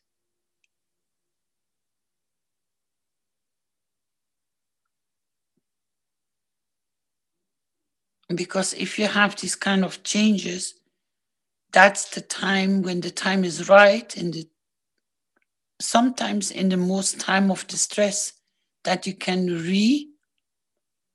reorganize. You can start from fresh in certain ways. What do you think about it, Rick? Or anybody, any ideas? Can I come in with a small idea? It's Hassan. Yes, go ahead, Hassan. Yeah, Hassan from Senegal. Maybe we to bring back people, more people in the Tuesday's teachings, because it's where we feel the knowledge is simpler to handle, because there Caroline uses easier words, less technical than Mr. Keshe. And like the way we make we made, I think, 2 teachings with the Polonese community and the French community, and it was in English. It was translated in the 3 languages. Maybe by on Facebook, if we can pass to the people which are which are the head of the Keshe Foundation group, if it was Romania or French or English, and bring like make how we say it in English? I forgot. Sometimes I lose my English. Sorry. A call. Yeah, it's make a call to the different groups in different language which are actually presenting the foundation, and be sure that there's a translator to people like are not in my case. I have the chance to understand English and French, so I can be at the English teaching. We feel like more a national community. When it's only French, it's only French people which are there. It's rarely you have other communities. You have the Romanian community which speak French, which are usually there. They come and they are at the French meeting, and it's a pleasure to have them with us. And it would be a pleasure to have like this, like if I'm part of the French translation team. We can make a call to the French people which want to share here in the Tuesday teaching, and to be present at that there will be a translator which can translate what they need, what they are hearing. I don't know what you're thinking about it, if it's a good idea. So maybe we can implement this in some of the teachings, maybe not always, but some of the teachings. Thank you. One thing that can be done is to have a separate room set up with all the people that would be hearing the French translation. You could do a translation of the entire workshop live, while having someone in this room would be able to broadcast to the other room in that language. But sorry, we got some background noise here. But we could, I think it's with Caroline there. I guess there's some things going on.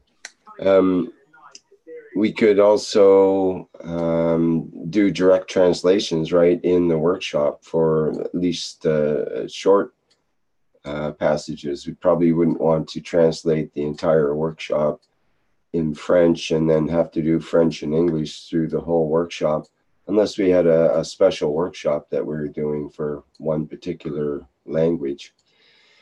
But we should be able to figure out a way to do that through separate rooms, so that the people that want to hear just the French can hear it from their French room, a Zoom room that they could go to. Is that technically possible, Vince? Is that something that we were going to do at one point, I think? Or somebody else?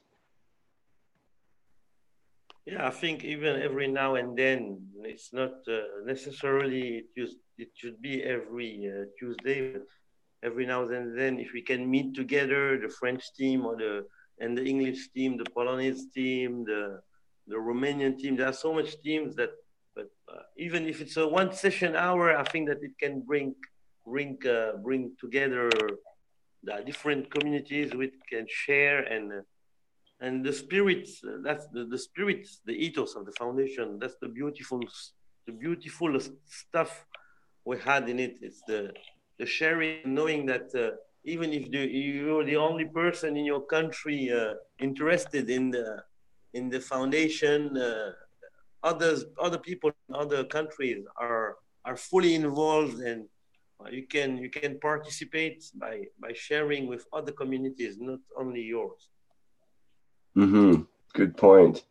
And I like the way you introduced the idea there of how the French there might be Romanians that know French, so that you could get the Romanian teaching in French, and then you've got the French teaching, you've got the English teaching, you've got all these different teachings, and you've got French connections with all of them.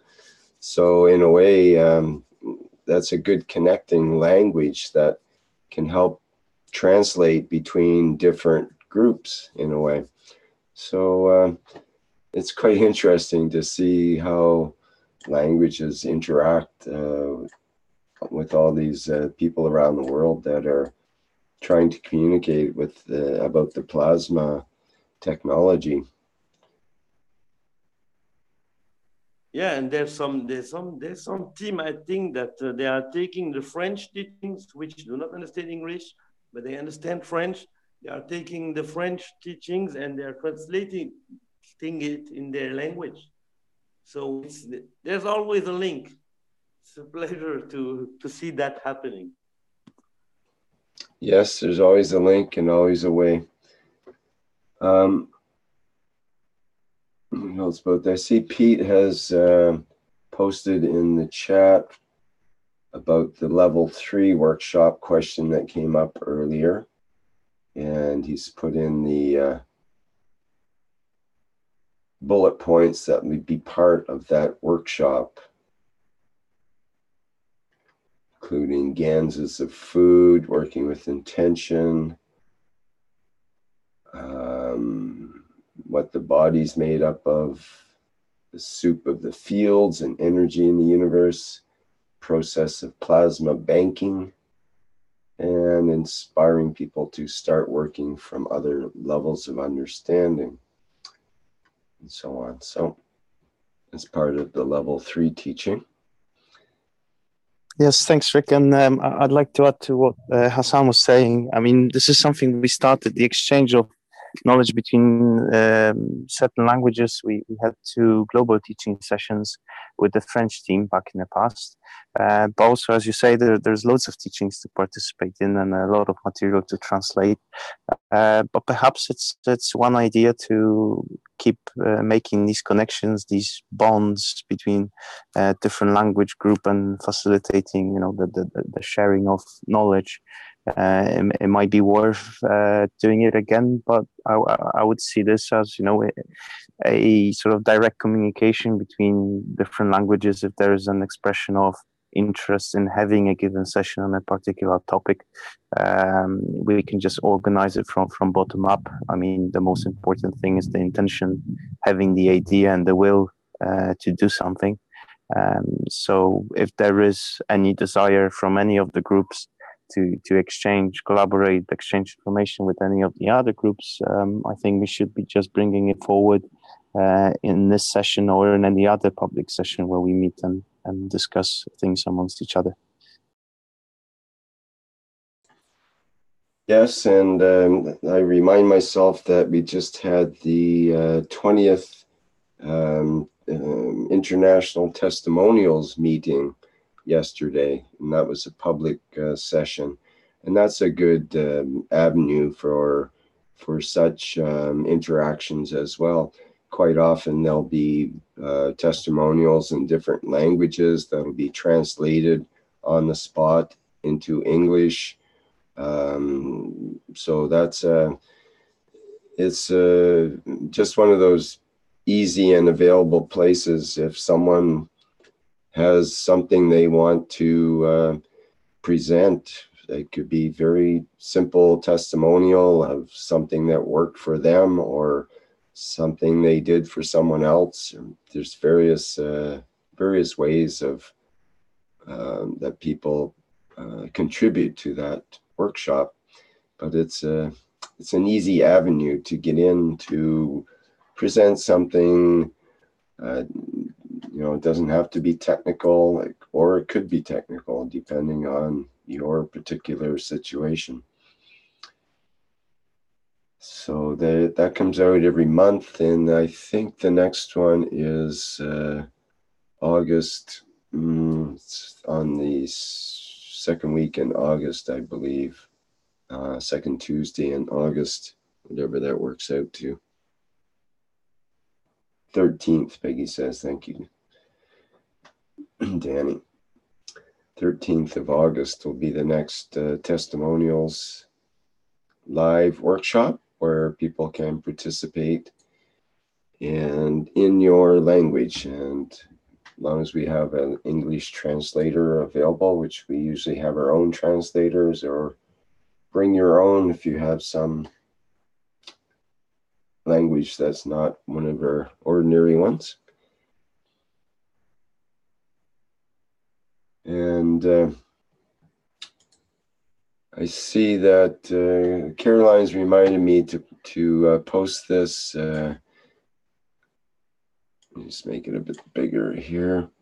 Post this about the website. This is the website for keshefoundation.org / the EC-Constitution. This is the Earth Council Constitution.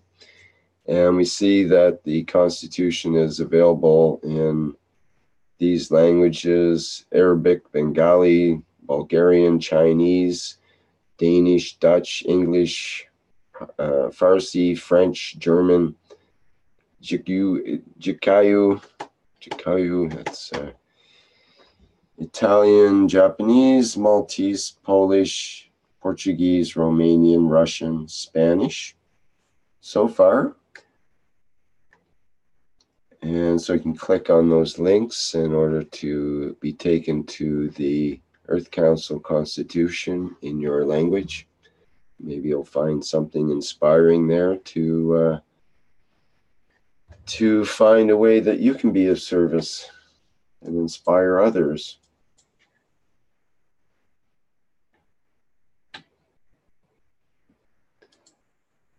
Okay. See, we have a hand up here with Marius. Hello, everyone. Sorry, I haven't been attending from the beginning of this session, but I have heard the last at least half an hour. You were discussing about something very, very interesting about how we can apply this new way of society, this new constitution. So I had the question, if you have already presented it to different governments, and if they have any feedback or any plans to apply it into the constitution of any or every state, every country.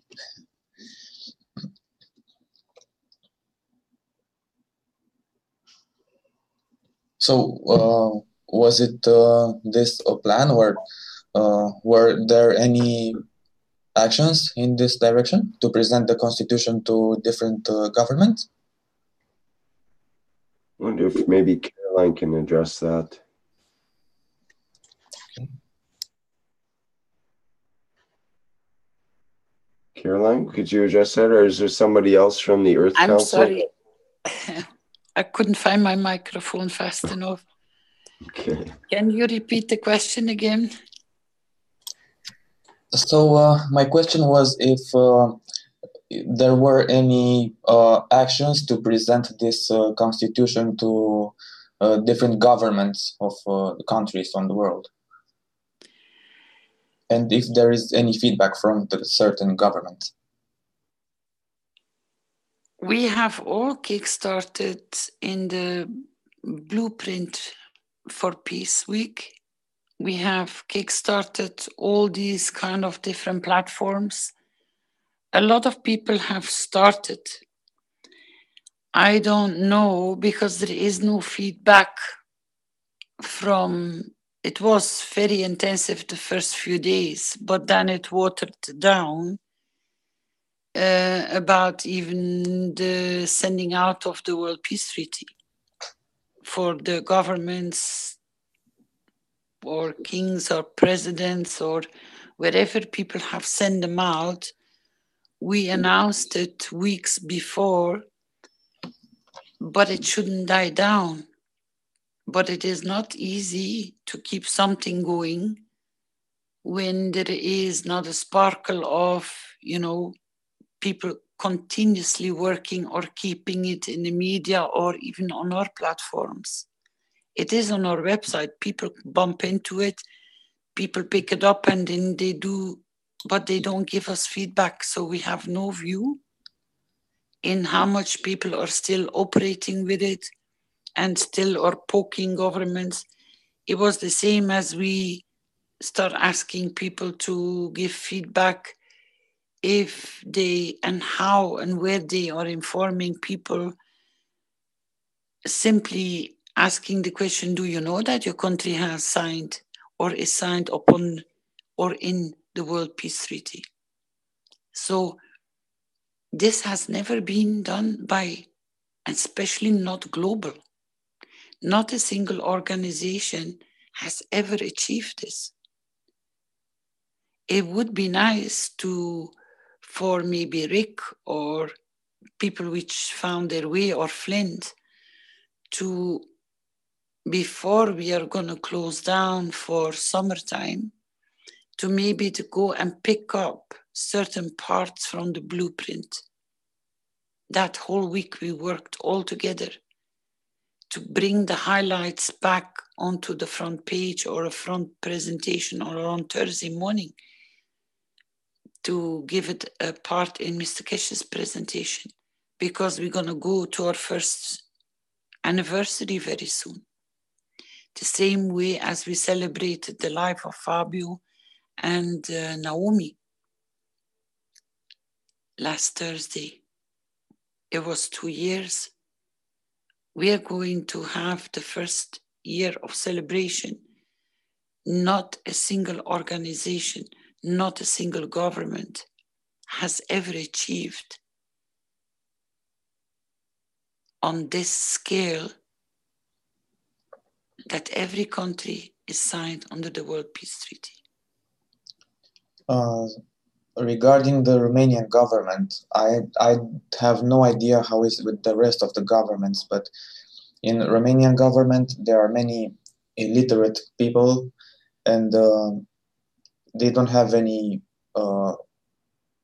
knowledge or culture in a very profound way. Let's say like a student who follows the school and the high school and the university. They don't have that. So I'm afraid I cannot go with this at the government.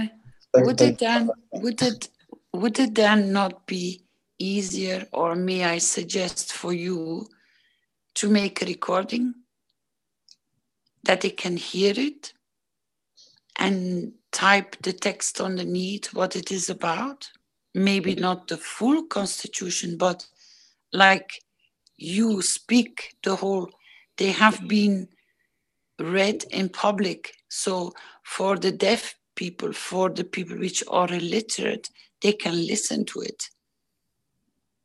People have, I do not know in how many language they already came onto the Thursday morning platform with Mr. Keshe. They went live through the Constitution. Of course, I can. Sorry to interrupt. Of course, I can read this to them and explain, but I wonder myself: do they have the soul on them to understand and process whatever I'm reading to them and feel it? The beauty is that you're the messenger. It is how you go to the people. If you already are from, you're not reaching their physicality. You are crossing the message on soul level. If you prepare before you go, that they will understand, that you bring them up to your level, they might not straight away respond, but give it time for it to mature, then you will see the fruits of it.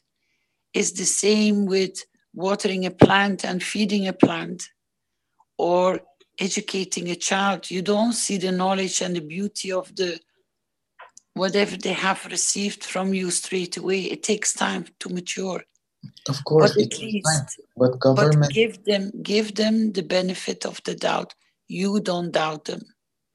Let at everyone else to doubt them, but you give the full confidence they will understand you. You know, I try to explain this in my private teachings. That is, if you hope, if maybe, or might be, these are not words of confirmation. When I confirm something, then it already exists. If I go with doubts, then it can never take shape. If I'm planning to walk, but I never walk, I will never walk. When I'm planning to do something, but I attach so much that it is already depleting its energy before it arrives, I will have an empty basket to hand over. With the knowledge which we have learned through Mr. Keshe and through all the teachings is that if you move with the right intent and the right conduct, only you are responsible because you carry the message. But if you're strong and you carry everything what you need, it's the same as you're going to go camping, or you're going to make sure you got everything to survive your camping trip, or you're going to go half-packed and think maybe I will survive. No.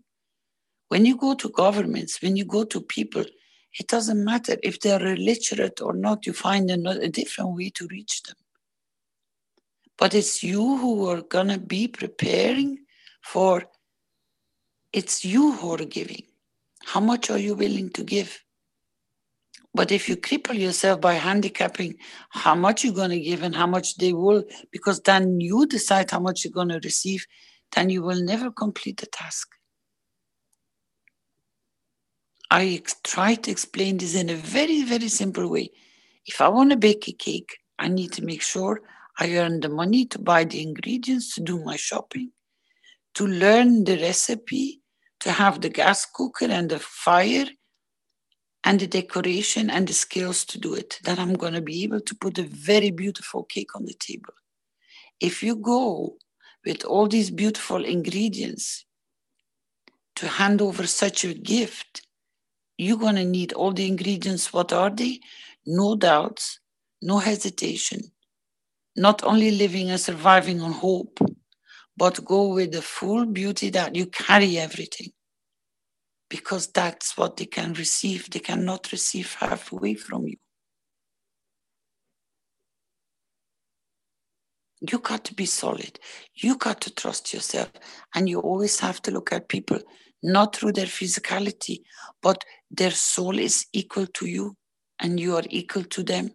Mr. Keshe keeps on repeating it. I am equal to you. You are equal to me. There is no difference. Sorry, but that's the reminding, that's which you maintain with your teaching, the confidence. And it's not easy to maintain. But we're working on it. We evaluate. I know. You think it was easy for me? No. it's not easy, and nobody says it's easy. I'm pretty sure of this.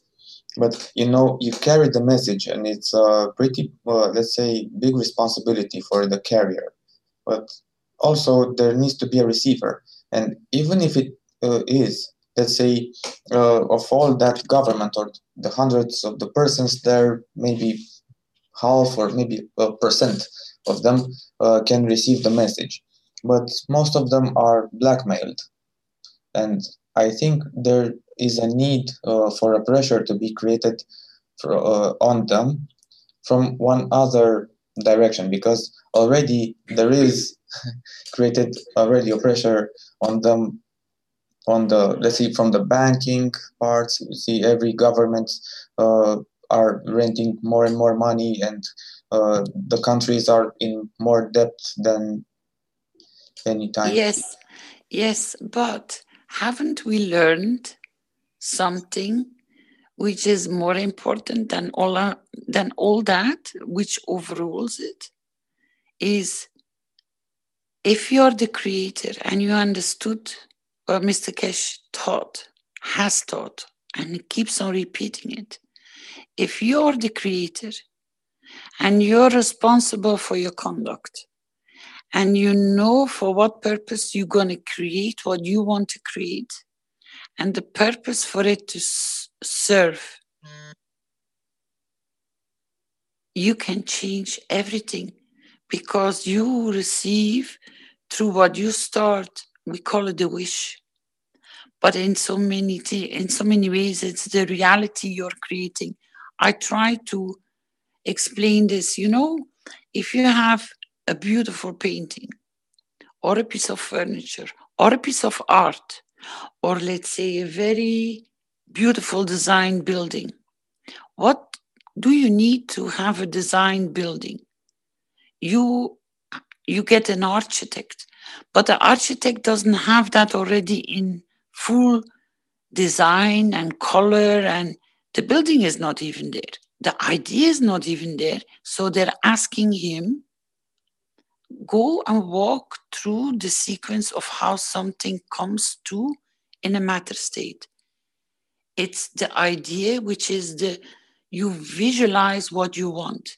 And then because you kickstart the process of visualizing, then you start drawing it. You make maybe 100 different drawings before you're going to get the building the right way, the way you want. Then you go for all the calculations. Then you go for all the colors and the positioning and how it's going to receive the light. Everything is integrated. But where do you start? You first start by imagining how you want it, because that's where everything gets created. If you can stand still with that, and now you see how you're going to create, let's say as an architect, which you're not, but that's what you want. You want to change the politicians, you want to change the bank system, you want to change the suffering, you want to change. Now, how can you do that if you know that you cannot build a building if you haven't created first the idea, the principle, and all the things I just named to you, what you need for that purpose to serve? So the purpose to serve a building, the purpose to serve for a building to be there to appear in its full beauty, and we got thousands of them worldwide. They all started with an idea. They all started with a full understanding of how they want to be shown and how they will be constructed. If you start walking the same procedure that you already imagine and you see and you plan how you're going to change it, you are the creator. What is holding you back to do the same as the architect does, as the same as a musician does and creates a beautiful piece of music, a singer which creates a song? They do the same walking of what you want, you imagine, you give it the purpose for what it will serve, and you are the one who's going to deliver it. So you have no limit on yourself and in your creation. So instead of feeding what is, why don't you start feeding and creating how you want it to be? Because that's where you're going to make the start of the path of the change. And you're capable. That's exactly what Mr. Keshe says. Vision, how you see your politicians and your bankers to be correct. Put them in the jacket of correctness. Because you increase their field by giving, because you already give them the image, they will change. But nobody is taking care of them.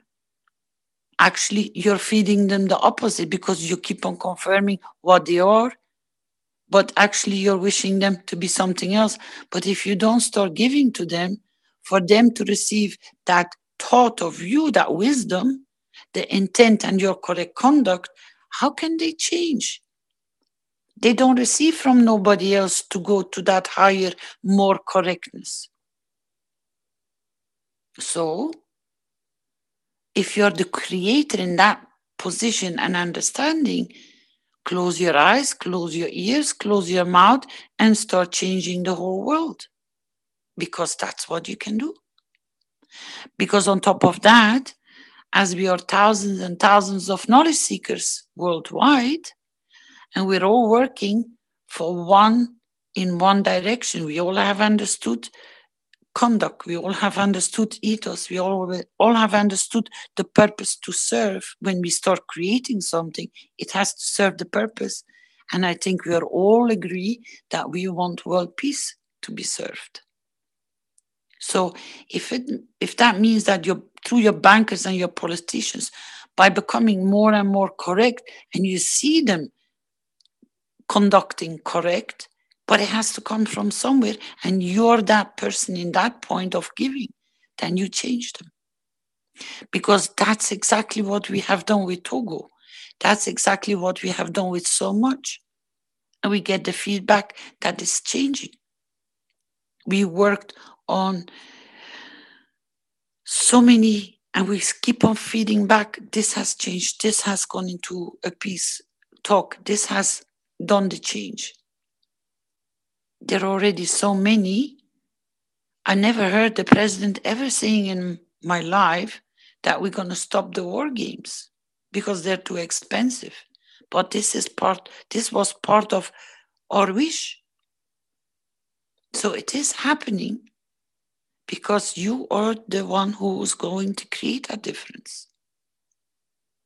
If you understand that, and every knowledge seeker starts applying just simply from the acknowledgement that they can, but they start doing it, you will see the changes coming in much faster. Because it only takes one to start. I would apply the same principle for more changes as the one. What? The same principle, like the whole community of knowledge seekers, to put an intention into one wish, and maybe try to meditate for maybe 15 minutes, but at the same time, all of us, and to put that wish into it and that intention. We don't meditate anymore, darling. The only thing you do is very simple. You close your eyes and you create it. It starts the minute you start. Nothing can withhold your field strength. If you understand plasma, your plasma, any plasma, has no limitation. You cannot confine a plasma. It's a field strength. It penetrates everything. So you can reach instant everything everywhere. But you can always type out, you can call up for support for your wish or your intent. Because we have all learned not to work through so much anymore through wishes, but by being the wish. Carry it out. Don't wait and don't hesitate. Let's say you need support for Romania, then just type it in the chat room, type it in the Facebook, type it in Messenger, or speak it out. I would like to have support for Romania. Then you will receive in what you are about to create from all the knowledge seekers. And if it's your conduct and your intent to serve, you will receive. Because you ask for it, you will be given. And the more People start working with this kind of intent so fast. It already starts its journey. Because I cannot start my cake if I don't even have the flour to start, or even the idea what kind of cake I'm going to make. You got to start, and then the process takes off. It is that simple. Yeah, but it's that simple. Sorry to interrupt. It's that simple and it's not so simple for people maybe which are involved now in the ethos of the foundation. But what about newcomers? What is not so simple? It is not simple only for those who are making it complicated. Yeah, I know that. I know what you're meaning about that. But building the trust took me 1.5 years in the foundation, and till now I can say maybe it's 99%. That 1%, I don't know why is still that 1%. But we moved from I wish to I can, as Dr. Gatwa always remind us. And I from starters I made one gallon water, like 1.5 years, and till today I'm still working on the same water to not to heal, to process the small pain, small healings in people.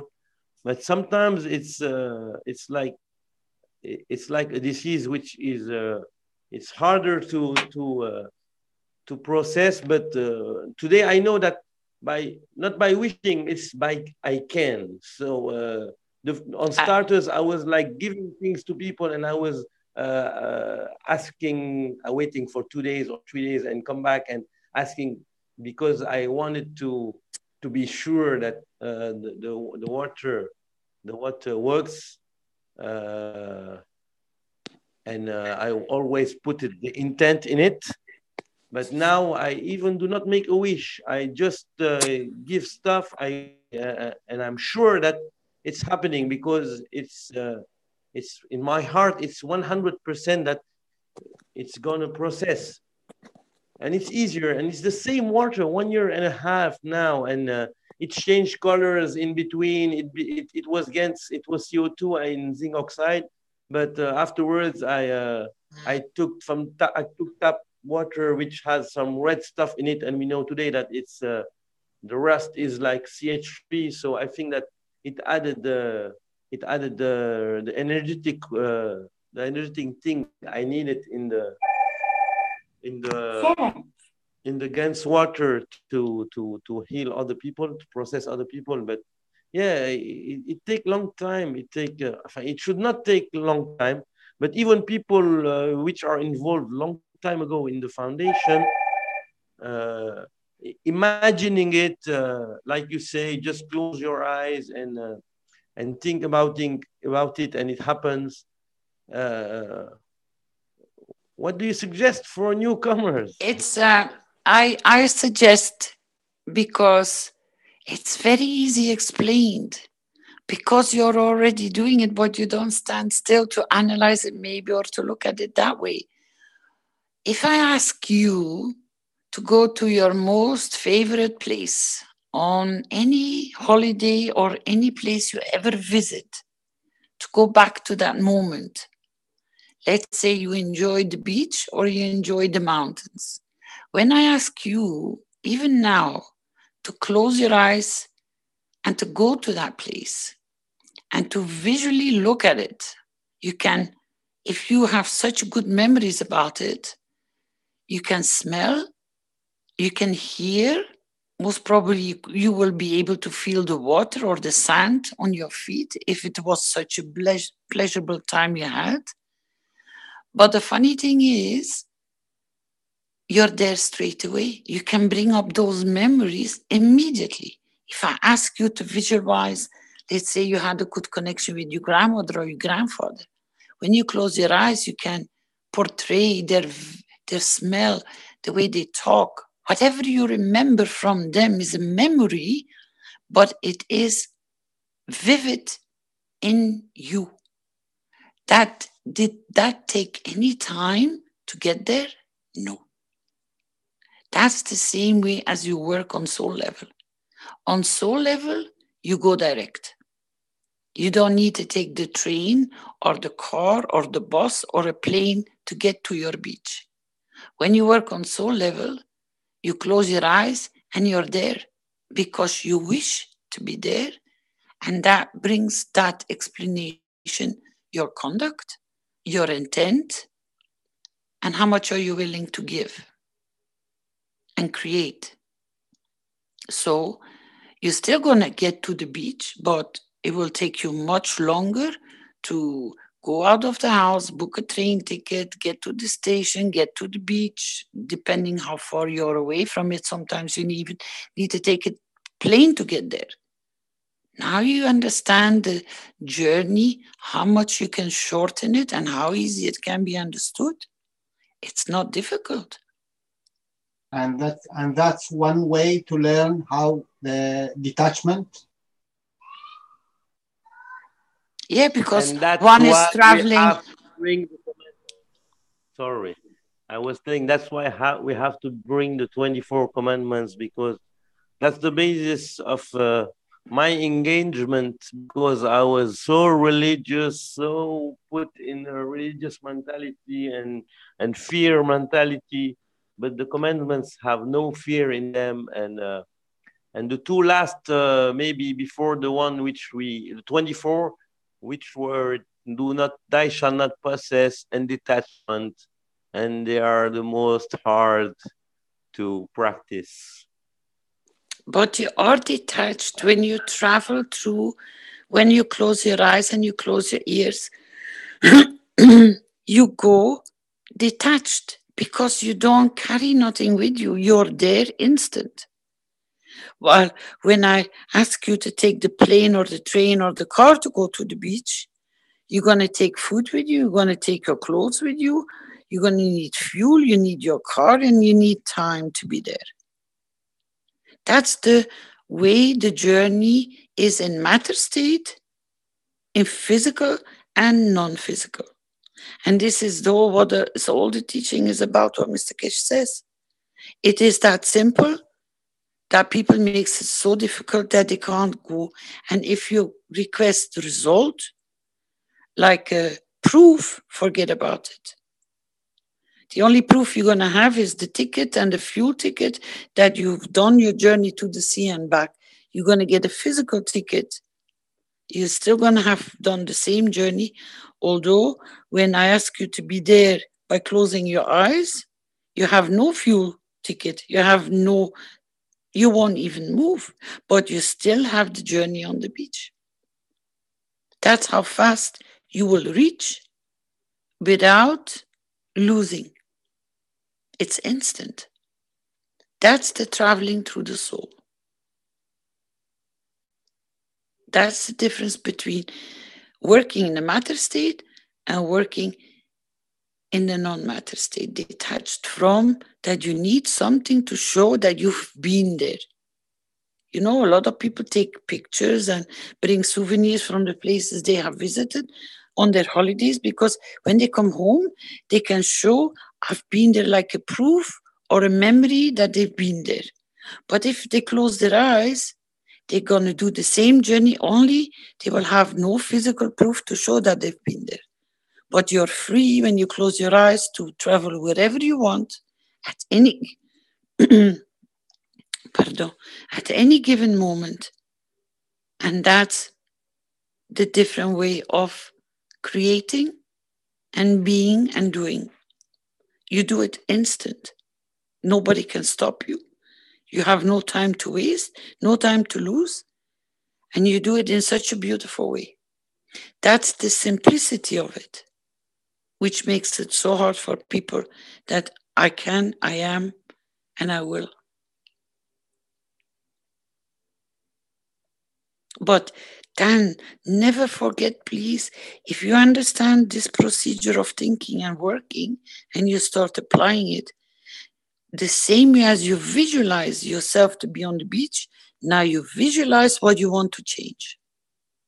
because that's when you start creating. That's your creating process.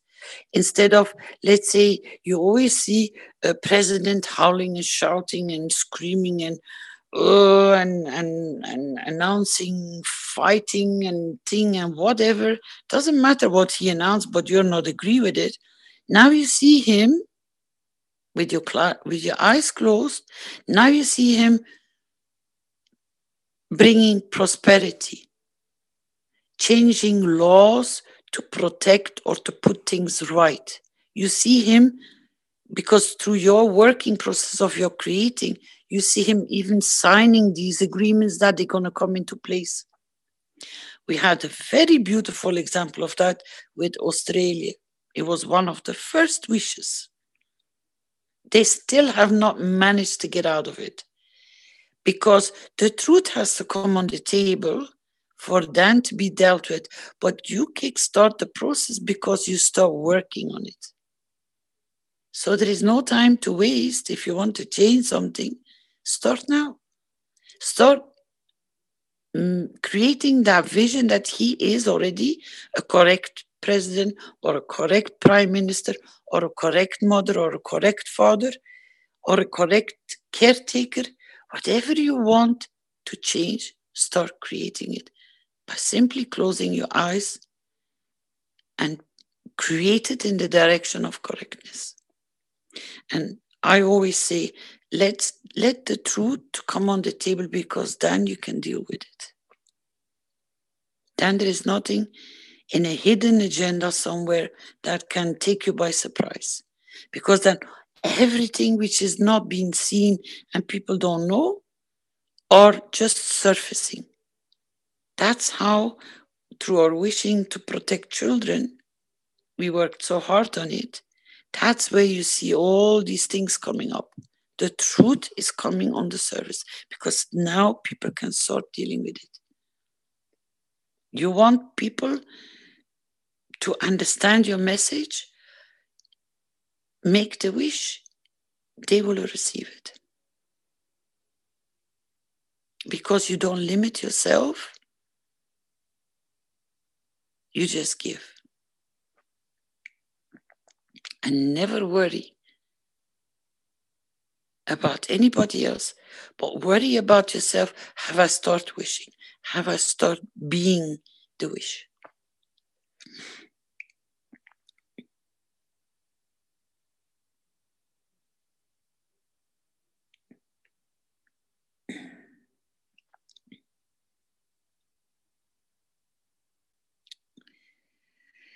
And yes, for a lot of new people, the first thing to deal with is go and look what the real fear is, look what the real hesitation is. And if you know somebody is scared, just see him in your vision confident. Because that's from the level from being a frightened man or woman, you bring him to a level of confidence, then they can deal with it. Because you are there to bring them that step higher before you even start. If you know that that is the problem, then bring them to that higher level, because you are capable of doing it. You have no limit.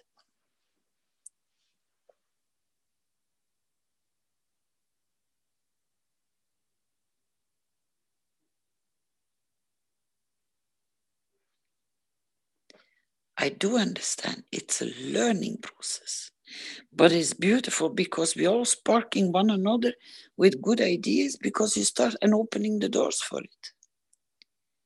That sparks a lot of other people to start thinking in a different way, because they received some information from you. So never feel shy to come and ask something or share something. We encourage it. I just saw in the chat room that Danny Mo says, thank you for all the testimonials. Because that's also one way of people coming and sharing. We did this and it works this, and I have this result, and I did it this way. And they're proud to come and share it. Because, you know something? everybody has always been spooked. If you're not a doctor, you cannot speak because, I'm going to use a very strange word, you're too stupid to do it. But go and look on our website and see how many testimonials are there. Nobody is stupid because they were all there to give. The same principle I just explained to you. They're willing to give to relieve or reverse or change somebody's life, that they don't go through no suffering. That's the gift.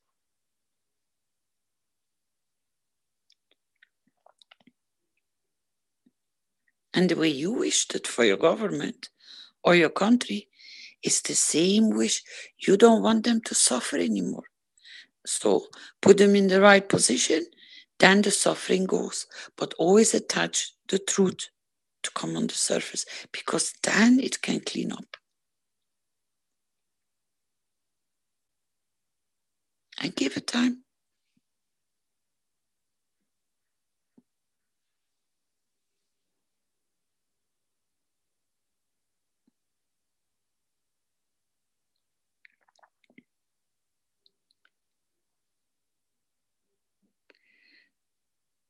And I speak out of experience, because in one country you're a criminal for doing and helping, and in another country they praise you and they shower you with gifts and thanks. So it's just a matter of energy.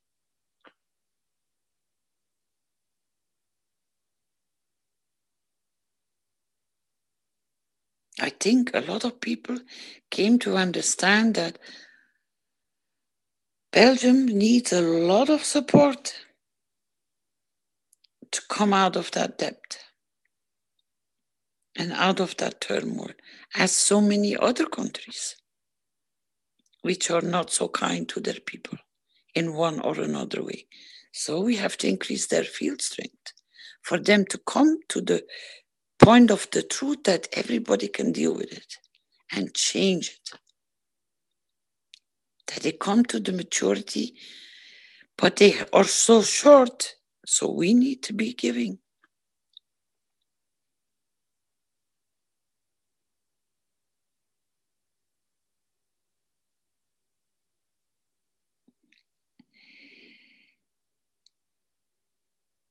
It's a matter of repositioning continuously. You see something wrong there, see it in a different way, because that's the point of where you start changing it. And this is what everybody was missing, that strength, that you can be that point of difference. People come even and share that they are embarrassed to do so because they've been taught never to be like this. But we're all going through the journey of changing. And slowly, all the hesitations are disappearing and all the fears are disappearing, because you start practicing and then you see, my God, it's working. Of course it's working.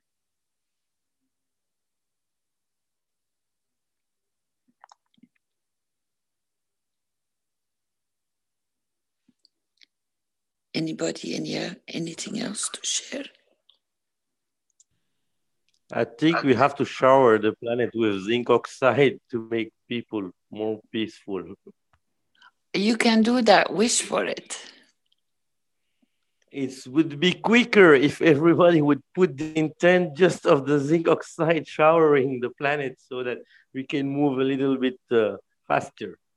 It all needs its time of maturing, darling. It cannot go too fast, because we need to level up.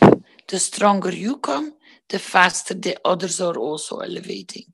But it is a process of maturing. It cannot go all in one go, because they are not ready to receive that higher field strength so fast.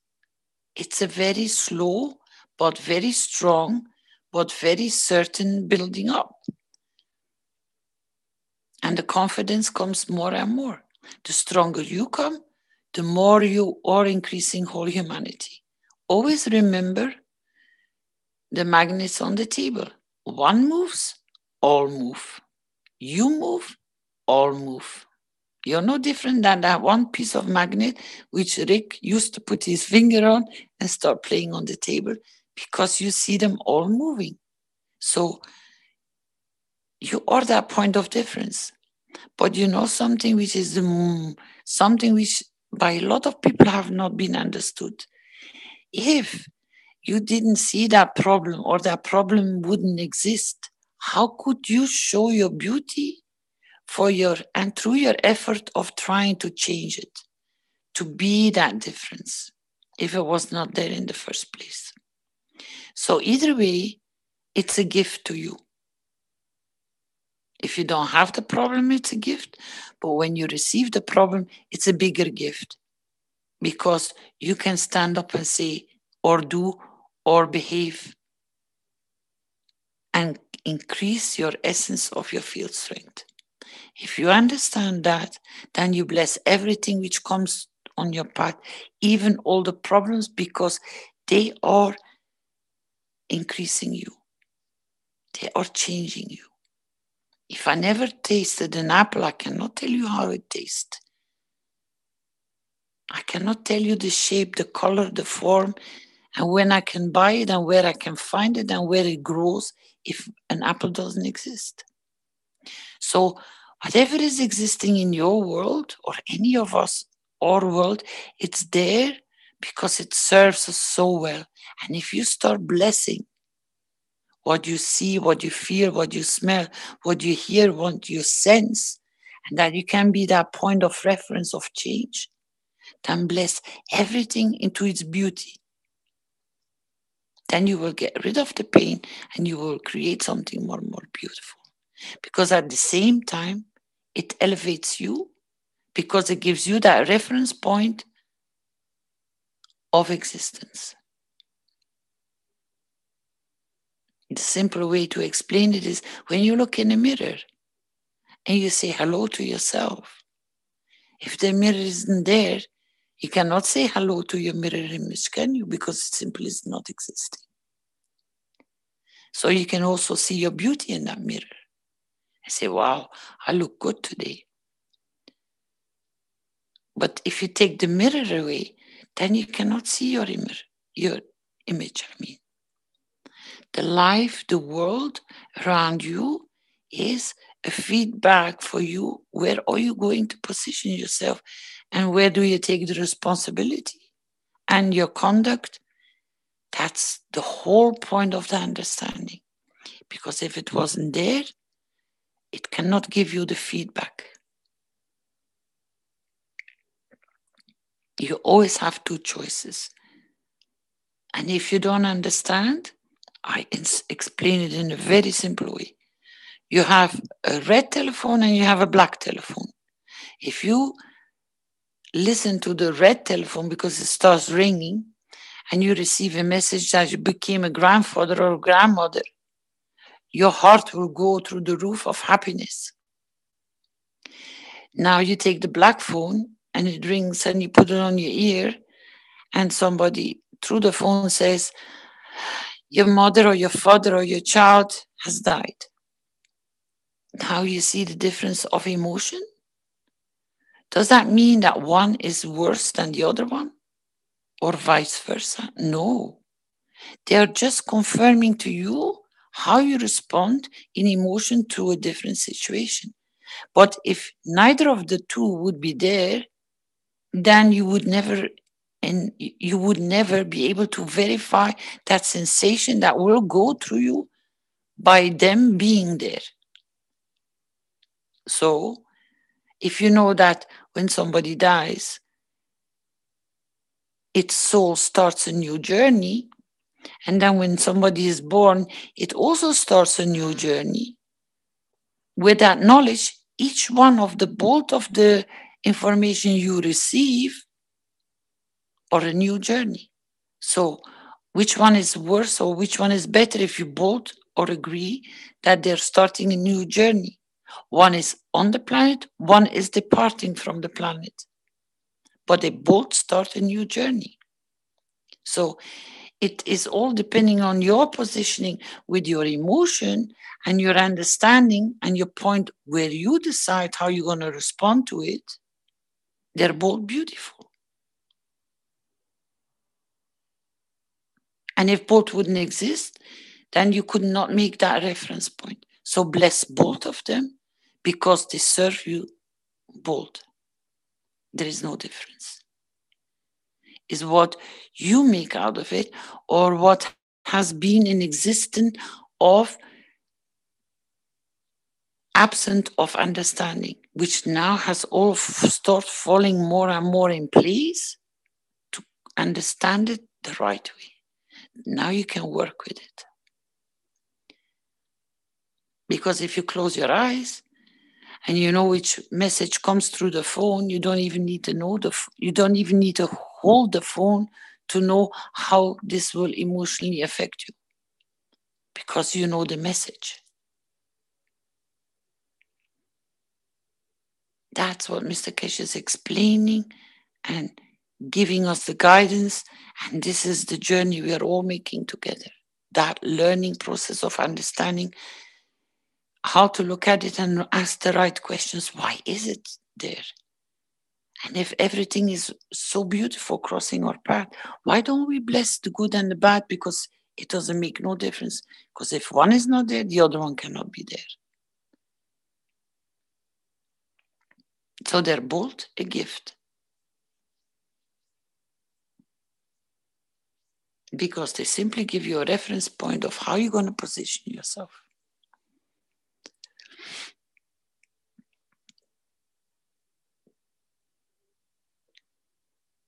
Thank you, Caroline. We have a couple of people actually with their hands up, but one in particular, Alan, I don't know if he's been here before, and I thought it might be appropriate to allow him to speak.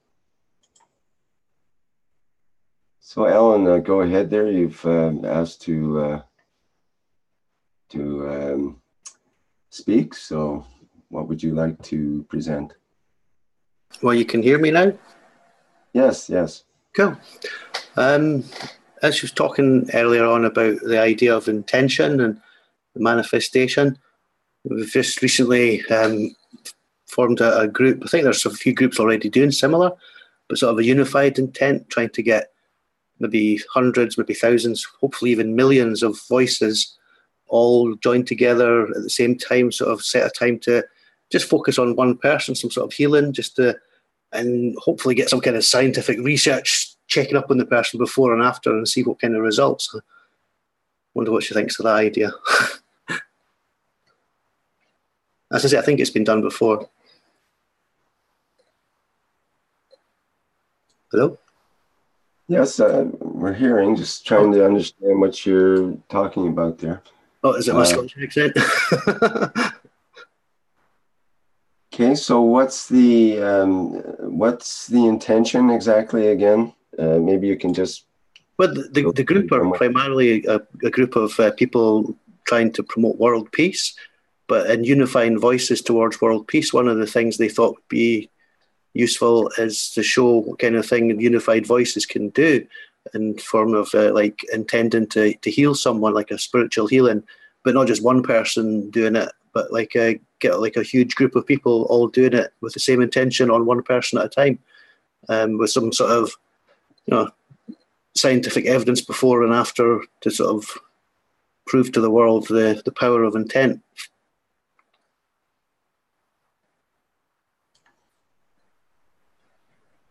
Mm-hmm. Right. What does Mr. Keshe always say, Rick?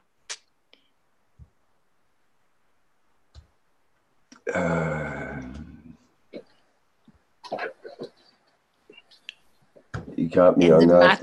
In the matter of proof, he says you don't need to prove nothing to nobody.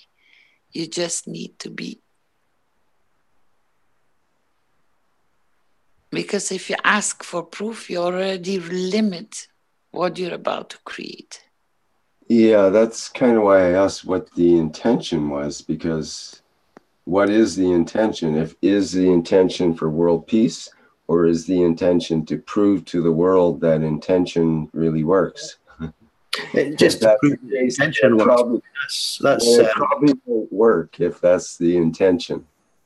It's primarily to prove the intention works, but primarily for the purpose of world peace, because people obviously see the barrier being, okay, you get enough people together, but then how are you going to actually change anything? How are you actually going to, but the real power behind it is if you just had enough people agreeing that they wanted it, it would just start automatically, naturally moving towards it, and it would just naturally start to happen. You wouldn't have to worry about the details and the walls and the way would just fall away through the intent. Well, there's something to be said for that, but what is the intent? And if your intention is, first of all, to make money, and second of all, for world peace, then your intention is to make money, not for world peace. But if your intention is for world peace and you have maybe a secondary or tertiary intention that maybe you might profit from it or have money from it or something, then that would be a different intention the way it's presented. So if the intention to prove that making money, then it may not work. It's kind of counter to the idea of intention, as Caroline kind of brought up there. Making money is a complicated subject because, for example, something like healing, it just doesn't seem right to ever ask anyone for money on something like that. Although a lot of healers do, because it's their full-time job and they wouldn't eat if they didn't. So, in terms of world peace, if you're looking at it as a political thing, should the people, if they're working full-time to achieve that, should they have to live on the street in order to do that, or should they be paid to do that? It's all kinds of sort of questions like that. Ultimately, it would be great to see a political party running the world who accepted a wage which was, no better or worse than anyone else in the country, as opposed to having millions to spend and invest on weapons and all kinds of silly things. Okay, well, let's get back to the intention again and how that manifests. As often we work with this idea of, for example, of giving from the soul, or to this idea of giving in general, and the way the plasma works, and we talk the way the universe works, and so on. So we say we do this act of giving toward this situation or individuals or whatever that particular dynamic is. But in that act of giving, it's unconditional. It's an unconditional giving, and by definition, there's no expectation of the feedback necessarily. There usually is feedback, because that's one of the laws of the universe. But if that attachment to the feedback gets involved with the intention, it can corrupt the intention. So if your intention is to prove intention to the world, and that's one of your conditions, then it may not jive well with that initial essential self-intention of just giving. You know what I'm saying there? Yeah. The website for the Unified Intent is organised by another group of people. I've kind of just joined in with that. I don't think that they're in it to make money or whatever. And the idea, like you're saying, of proof, obviously that's a long-standing concept. If it's just proof you're looking for, but it's not.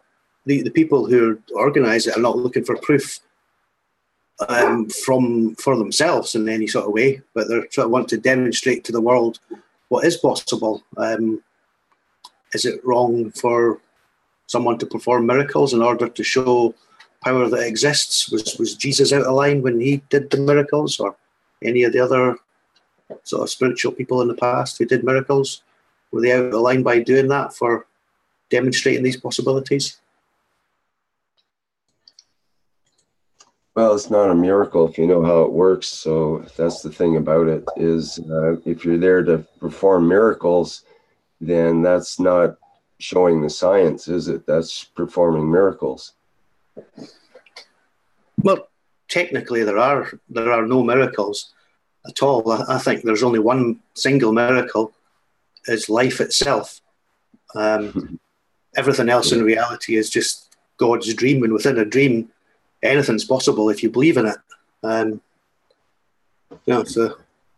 Well, the basic thing is you seem to have a good intention with the whole process, and it sounds like that group does, and so on. We'd have to look at all the links and whatnot. I don't have access to that right now. So you mentioned that the links are in Messenger and so on. We would have to look at them in depth and sort of get into it and find out what all the connections are and what all the side things are and so on. But yes, there are groups all around the world that are connecting in different ways with different meditations and setting intentions and doing good works and all kinds of things. That's part of the transformation that's occurring on the planet. And it may or may not be directly aligned with the work the Keshe Foundation is doing. And we have our own way that we are presenting basically through different means and different programs and whatnot. And other groups are welcome to join in and whatnot as well to increase the teaching so that we can bring the message to everyone. May I assist you, Rick? Yes, please. I'm floundering. No, you're not. You're not. The fact is, just look at the screen. Bring to our souls the understanding that the power is within us to govern ourselves, oneself, in interaction with other souls and create a peaceful coexistence. Our intention is to bring out the best of the best in every living soul on this blue planet we call Earth. These are the topics which we all have discussed in very extensive measures, matters, and colors, and beautiful examples to make it easy and not complicated. Give our souls manifestation in physicality, the freedom to live in space, love and trust in this planet and in space. Our wishes are for all living beings in creation to dwell in peace, harmony, and tranquility. It is time to access and share resources in equality in a fair and just manner among all beings. The last one, you can only start creating when you start with the first one. That's why I was putting attention to the Constitution. Learn to understand, to connect the points of the teachings, and then in the Earth Council mandate. It's all there in black and white. It's for all of us, each individual, to open it up and what can you understand of what is there. And if you don't fully understand, we're all here as knowledge seekers to give you the hand to walk the path. Yeah, the first thing you mentioned there, the power is within us to govern ourselves. And that's interesting because I just created a political party in the UK today with the idea to have no candidates and no policies and have the people decide what the candidates and the policies should be. Because that's what democracy is supposed to be. That's how they sell us the idea of democracy, is that it's the people. But there is actually very few parties that actually offer. I think the only thing that comes even close in the world is Switzerland, who from time to time puts up votes to the people to decide on policy. But obviously world peace and one government for the whole world or no government for the whole world, just people living in peace and harmony would be better. But the path to get there What if we start with oneself? Will that not be already the biggest change?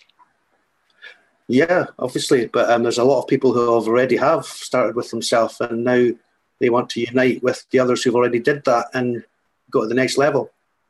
But if you understand that when you do it yourself and you're connected with all the souls on soul level, then you already change all of them by being that difference in point of reference yourself.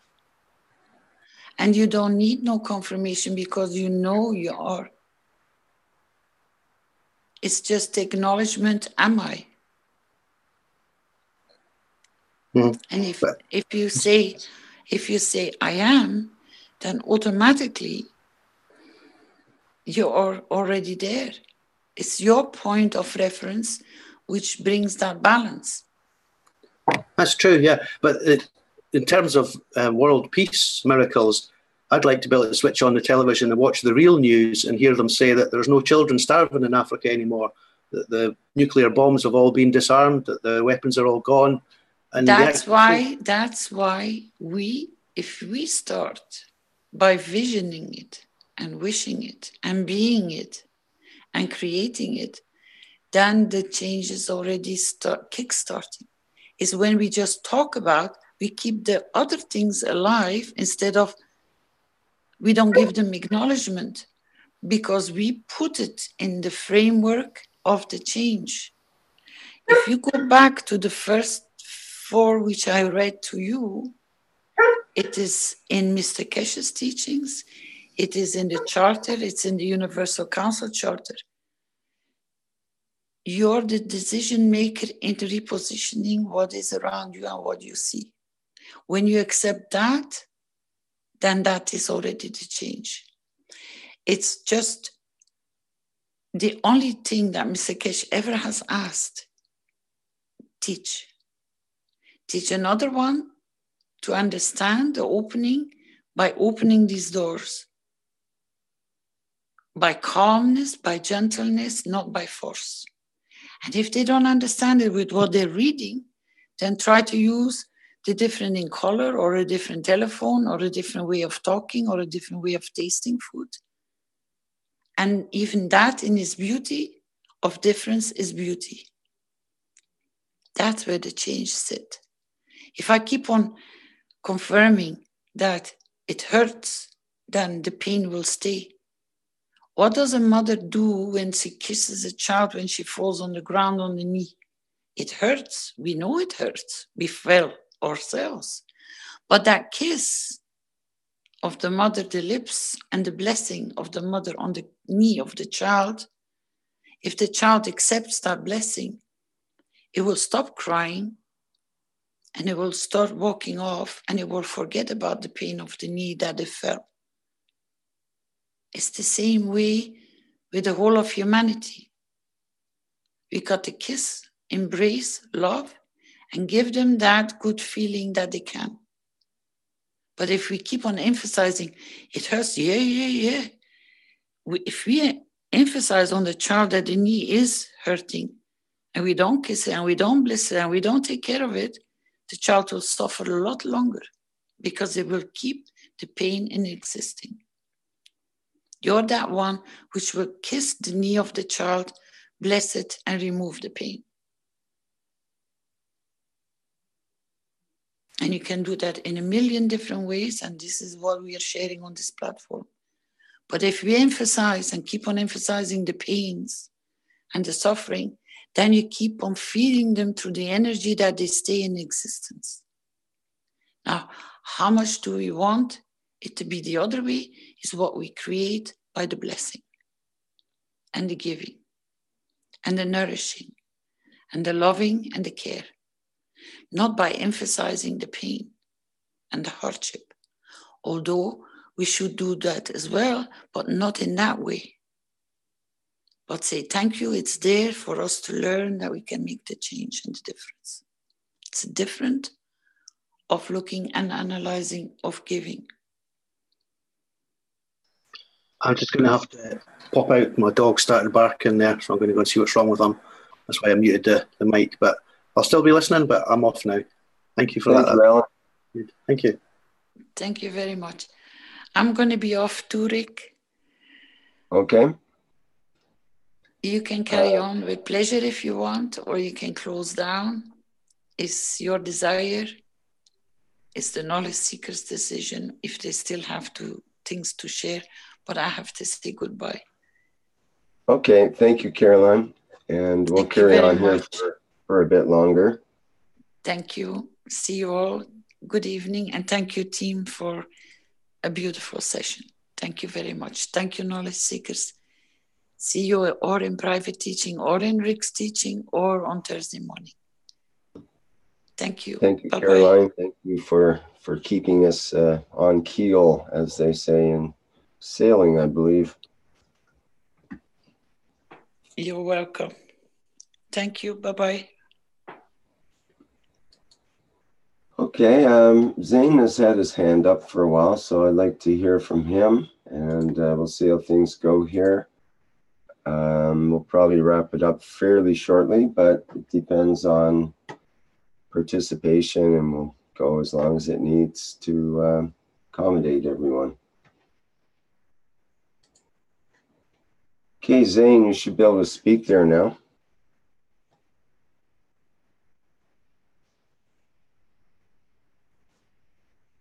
Your microphone's open, but we're not hearing you. Maybe your mic's not plugged in or something.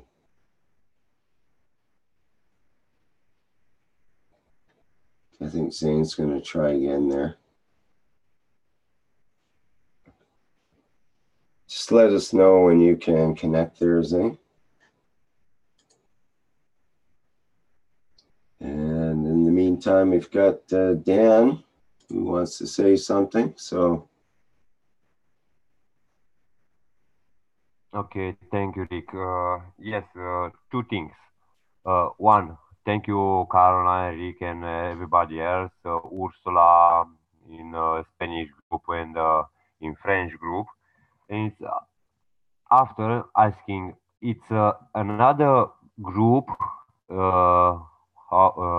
making this Zoom meeting, because I try to participate on every, with Mr. Keshe, with you and Flint, with Danny, with everybody else, because I connect and I understand, and I like how to, for example, yesterday, no,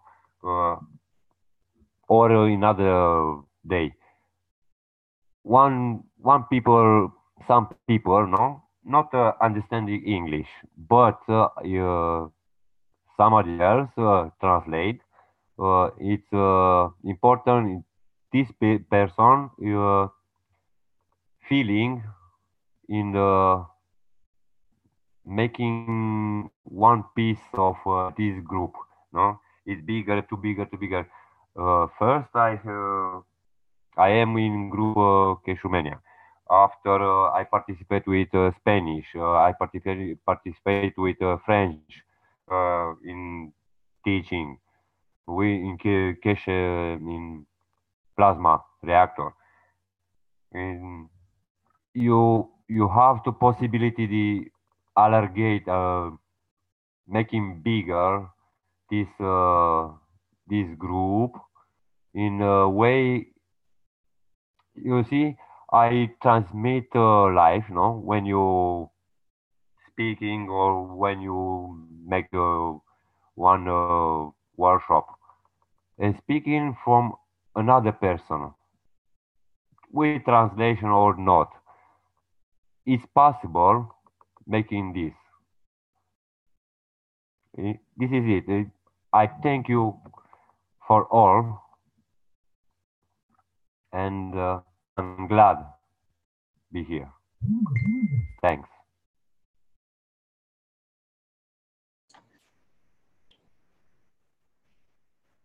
Well, thank you, Dan. That's a good thing to say.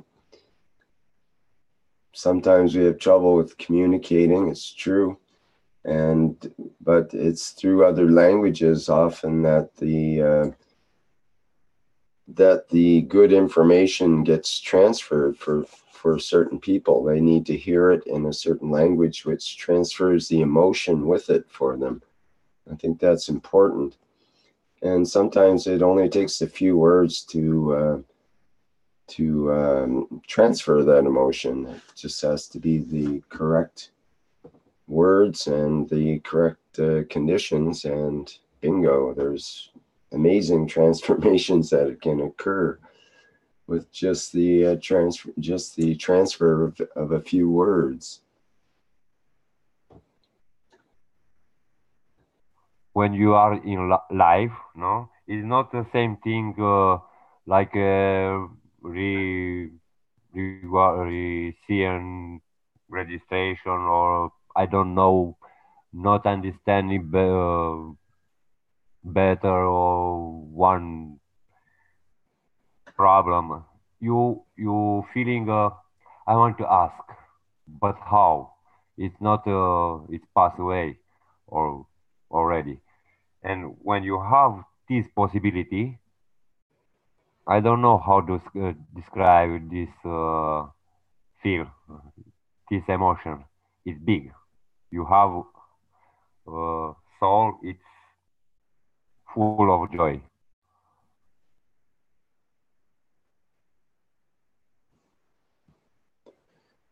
Yes, it's true. And most people don't have an avenue to express that or to allow that to come out. Look at most of our actions as humans, and we're busy, just like an anthill.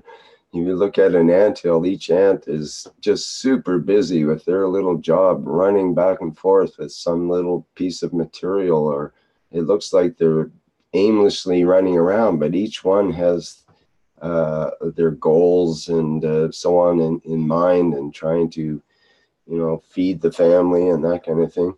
And it's true of the humans as well. We're busy with so many distractions in our lives, all the different relationships and different interactions going on, that sometimes we forget essentially who we are, and about that, the joy that is natural to the soul or to the essence.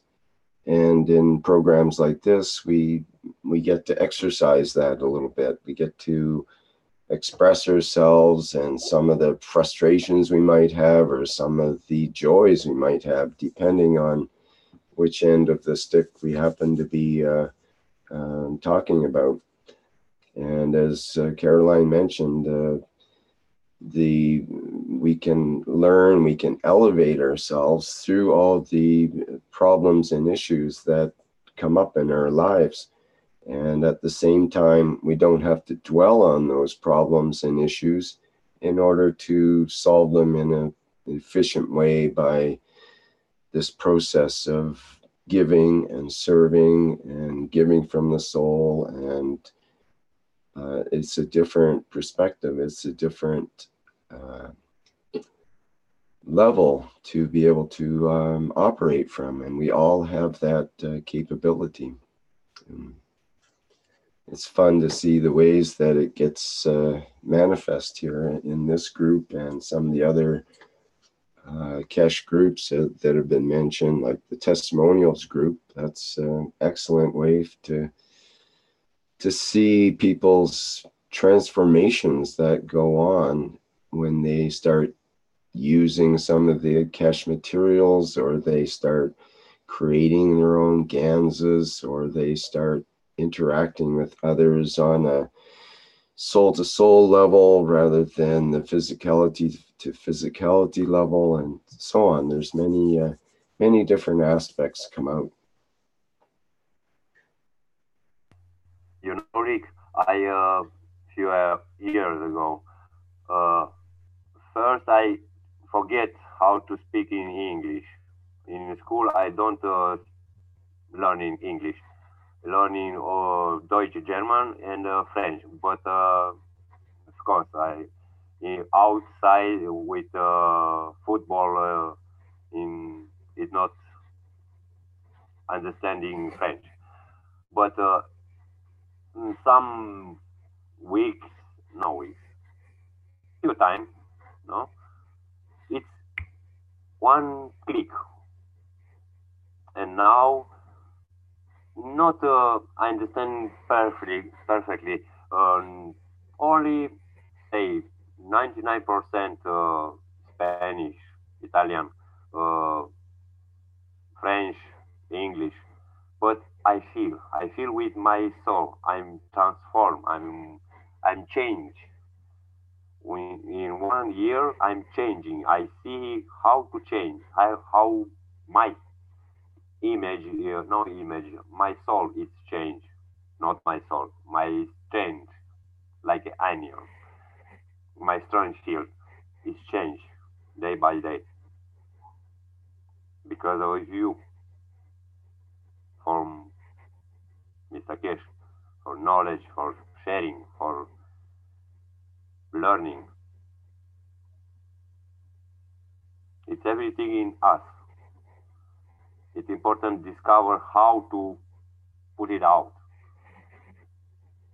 Thanks. Shut up. I don't speak.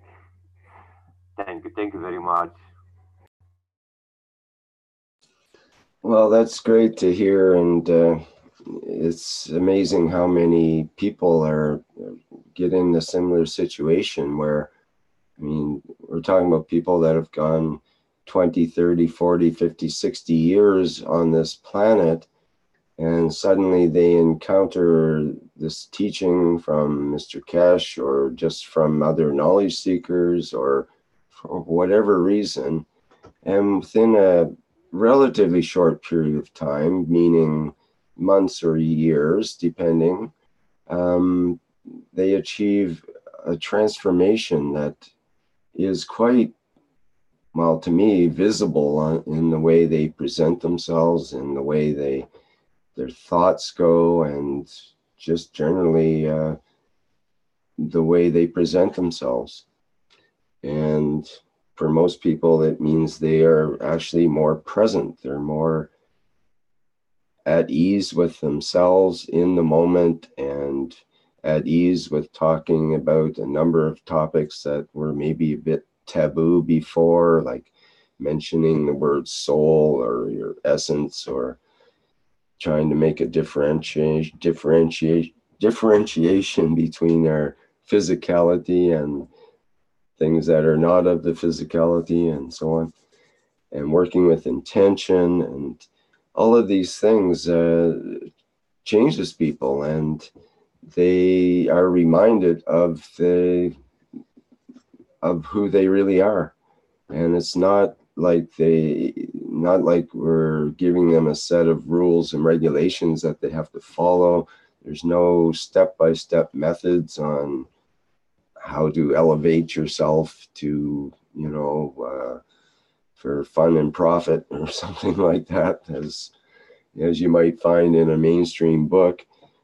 But yet, sometimes just hearing a few words is enough to totally change their lives. And usually the response is gratitude, just extreme gratitude. They're so thankful to have met up with this teaching that explains many things that was unknown, and it was like a dark area and something that either they weren't supposed to talk about or that they hadn't thought of getting into before. They were too busy with other aspects of their life for whatever reason, and suddenly it comes before them that there's certain things that are important in life, and about the ethos and the way the plasma works, and the way the universe works, the giving and the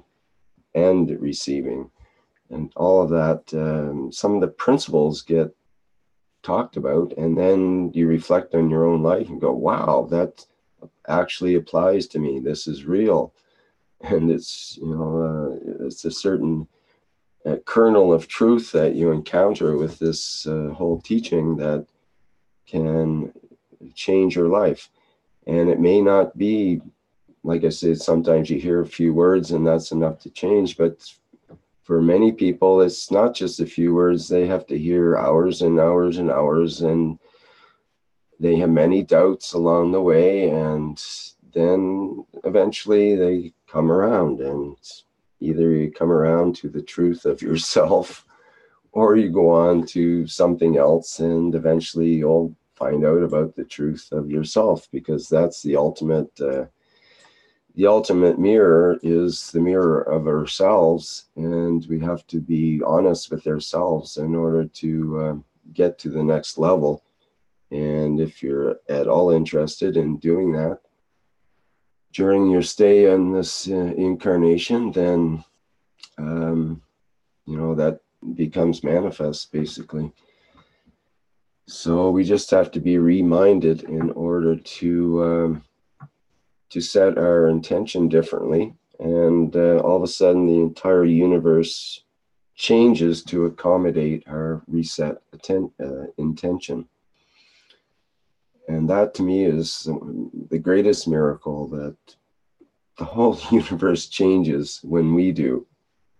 And if we want world peace, the whole universe will change if we really wish that, if we make that forefront in our intention, that we go forth with full peace, and at the same time full knowledge, not naively, and interact with the world. And we find that the world changes to accommodate us. And sometimes not always easy, as Caroline outlined earlier, but you can find ways to get through the pain easier, and to help others get through their pain easier as well. Then eventually we get a different perspective, and it becomes less pain, and you realize there's gain with every pain, and there's nothing that can't make you stronger, basically. Crushing the wall. Leave the barrier down.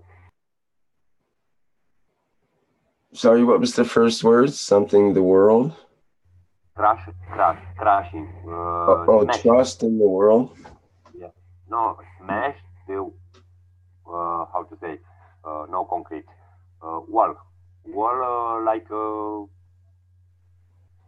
yes, concrete. Smashing the barrier. You don't have the limit, no?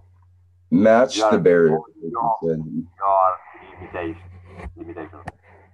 Mm-hmm. Even confident.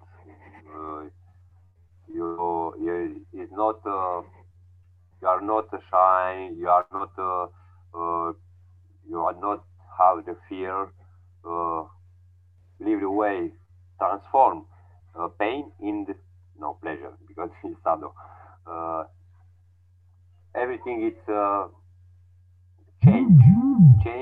changing, reposition, like Carolina said. Okay, sorry for interference. Good, yeah.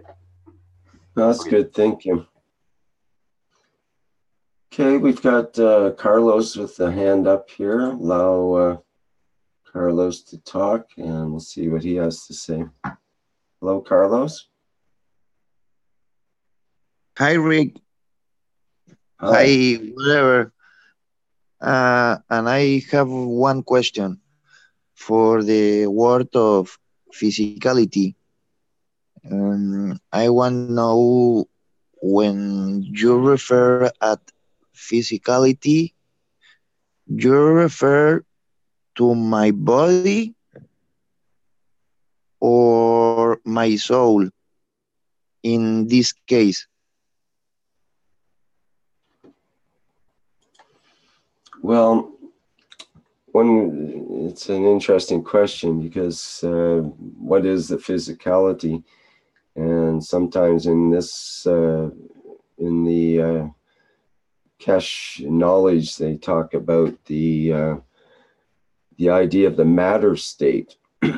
So there's the matter state, and then there's the the plasma state as a differentiation, for example.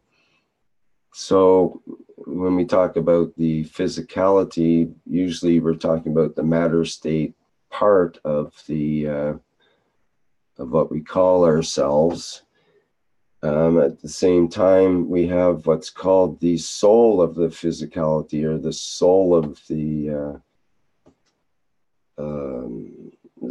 soul of the physicality, but that's different than the soul of the man, which is the soul of physicality is like the grouping of all of the souls of the body. So if each cell has a soul, then the sum of all those cells in our body would be the soul of the physicality, perhaps. You could look at it that way. For travel in the space, when you refer at physicality,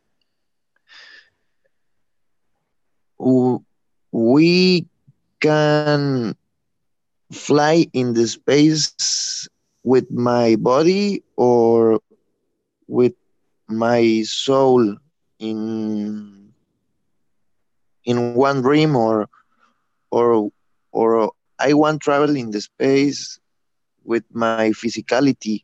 How can I fly with my physicality? Well, I suppose it's no way to fly your physicality otherwise than to put it in a fish tank. Like you take the fish out of the water, in order to keep the fish alive, you need to put it in a fish tank to provide the environment which it can survive. Same, your body will not survive on the sun or on Jupiter or another planet. Well, I was going to say that you could get into a spaceship, and if you pay SpaceX enough right now, they'll fly you off into space, or other organizations where you can have an anti-gravity or zero-gravity space flight and that kind of thing. If you really want to go tomorrow in that form of the physicality, but I don't think that's what you mean. I think you mean, how would we do it with the plasma technology, basically? So And if you want to, sorry, Yes. if you want to take your body as it is now, and you want to walk on another planet with it, you would need a special scaphandre costume to provide inside the environment which your body needs, because the environments on other planets are different. Or you can walk in a bubble, but how can you enjoy life on another planet if you are in a bubble? So there are other ways. If you look at the way that Tom Salas and the sort of the protective umbrella that or bubble that was apparently projected over his mother's place, and preserved the plants and garden there and building, and others were flattened around it. A similar type of technology could be used in a more advanced state, perhaps, to exist on other planets or in space, using fields as protective barriers, because, as Chandra mentioned, our physicality bodies are not well adapted to either the vacuum of space or the high energy conditions and so on. So we need. There is one more option. There is one more option for the scouts, the pioneers, to find a planet which has nearly same conditions like they are on Earth. True. And to take the tourists or the people who want to escape Earth to such a planet. But it takes time to find one which matches all the conditions. So here you have air and water. Maybe on some other planet you have acid. So you have to find a similar planet. But there is another way that you travel with your soul, with all the information of your body, and on the point of destination, you create your own body according to the conditions of that physicality of that planet. That's right. And in that case, would you be calling it traveling with your body, or would you call it, like, it's hard to explain, because if you're a new body in a different situation, but the same being, then, but yet in the transition, maybe you weren't in a body during that transition to the other planet, let's say. You can think about, to imagine how it is, if you think about, we have animals like man who live mainly on the land, on Earth, and you have animals like the dolphins and the whales and the fish and so on, who are living in a different environment. You can try to go into that environment. You can take your body there, but you see what it takes to be able to stay there for a longer time. You can go as a scuba diver, for instance, but you need reserves of your precious the air kids, and so on. the kids that were stranded in the cave, for example, I understand they just got out today, but they had to, go underwater in order to get out of the cave, and they couldn't do that without support of additional oxygen and tanks and training and everything else. Most of them, in fact, I think all the kids, maybe a couple, but most of them could not even swim, let alone do scuba diving. So this was a new environment to them, to be underwater and having to swim. But yet being inside a cave was considered okay, and that was something they would tend to do, apparently all the time, sort of thing. But it's interesting to look at this idea that we need to have something to protect us, or we have to adapt to the environment in a more extreme way. Maybe we can learn to breathe water when we're underwater, something like that, for example. There's actually experiments being done in that with scientists right now. Eric, can I come in? Hassan. Yes, please. Yeah, just about what you were saying and the question asked before. 227, because not so far I translated this part where Mr. Chiching was talking, now that we are entered the light level, because not in the GANs and the matter state and all those stuff. And he was saying that if you're looking to enter the spaceship and travel with your physicality, no way in your dreams.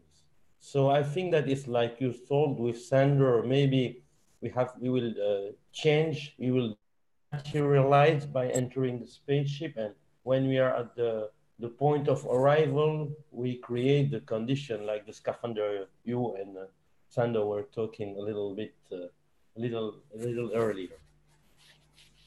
Yes, well, it's different people are on different levels, and everyone will create their spaceship according to their level of knowledge.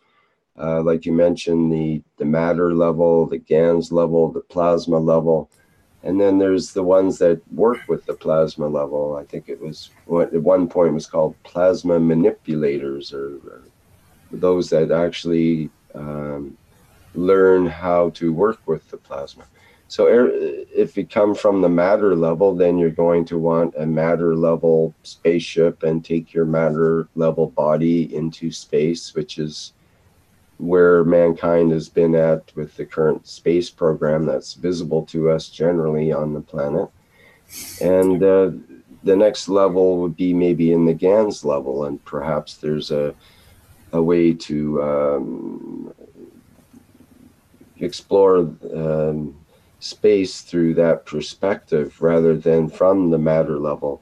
But then moving into the plasma level, we start to work more with the fields, where it becomes a direct field interaction with, and then you start to get away from the whole physicality and matter.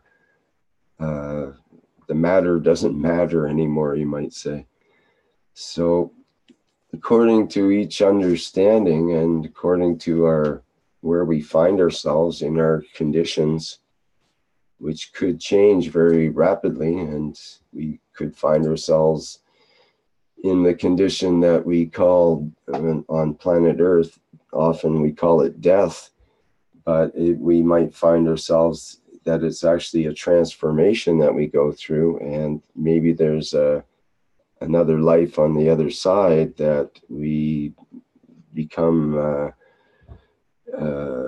adapted to through that transformation that takes place.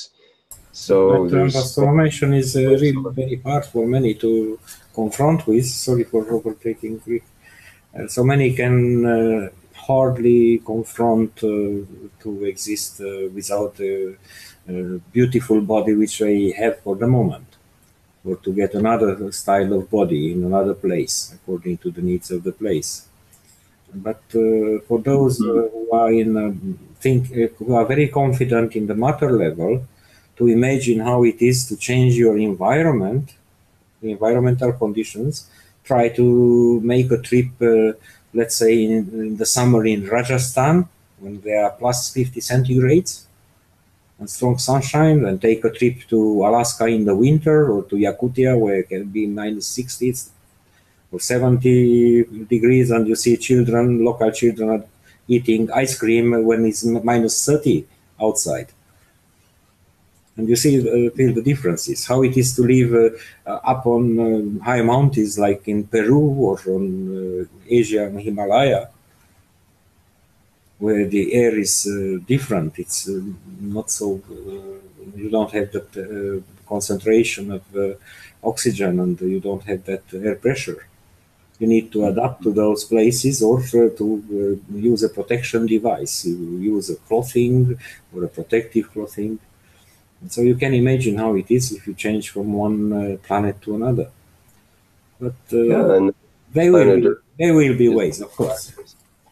Planet Earth is like a good practice area for that kind of transformation. Like you mentioned, Shandor, think of all the different environments and think of the humans that have pushed the limits for all the environments on Earth. They go down to the deepest parts of the oceans, or to exist on the top of the tallest peaks of the mountains, or Australian bushes, for instance, or Kalahari Desert. They are such beautiful places. You allow me to add to the knowledge? Each one has its beauty as long as you're comfortable in that environment, of course.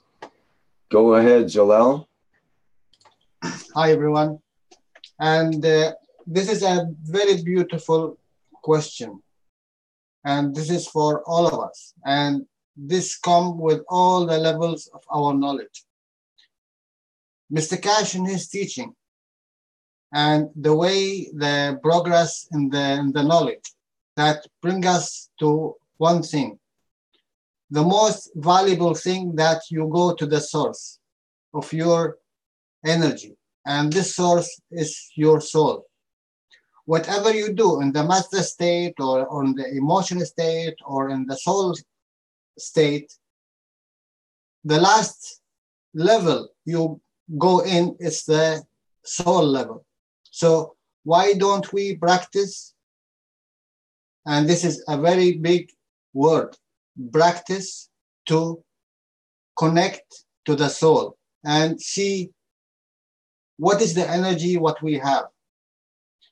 The way that Mr. Keshe explained how you connect to the soul, and the easiest way, and this is come different between one to other. It's come that in the first 7 years, there is no barrier between you and your soul. After 7 years, you start to put barrier how thick is this barrier? It's up to the condition you lived in. So if I come now, today, and want to go to the source, the best thing that I think about, not yesterday, what I done and where I went, or not before 1 year, what I done, which beach I went, which fruit I ate.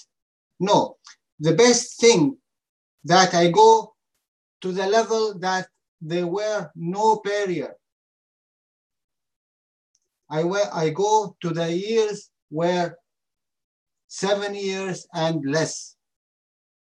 And once Mr. Cash, he was speaking to Zaizan, and he told him, do you have a children? He said, yes. He said, the best thing that you remember the first smell when you hug your child, because this is the access to the pure love, unconditional love.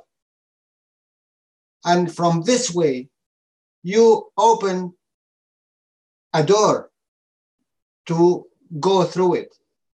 But you need more than one door. You need thousands of doors that you let the shine of your soul come out. All these years we are building barrier.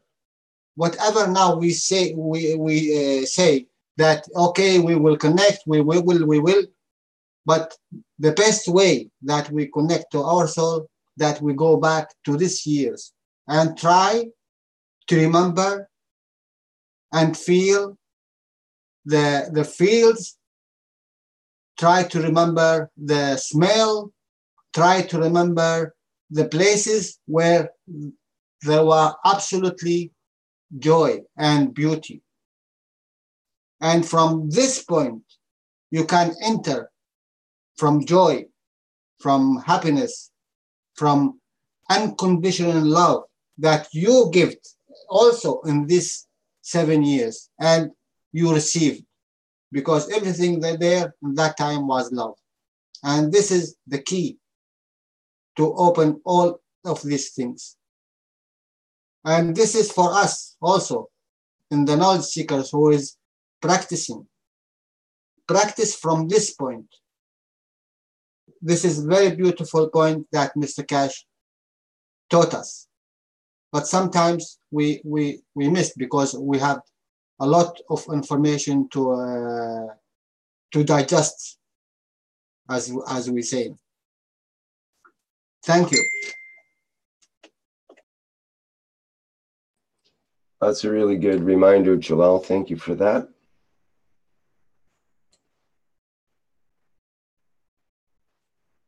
I'm thinking that I'd like to wrap things up here. If there's no other comments or questions, we're about to have to do a leap with the live stream broadcasting, so we either have to take a break or shut things down soon here. And it's been 3 hours now. No, 4 hours, sorry.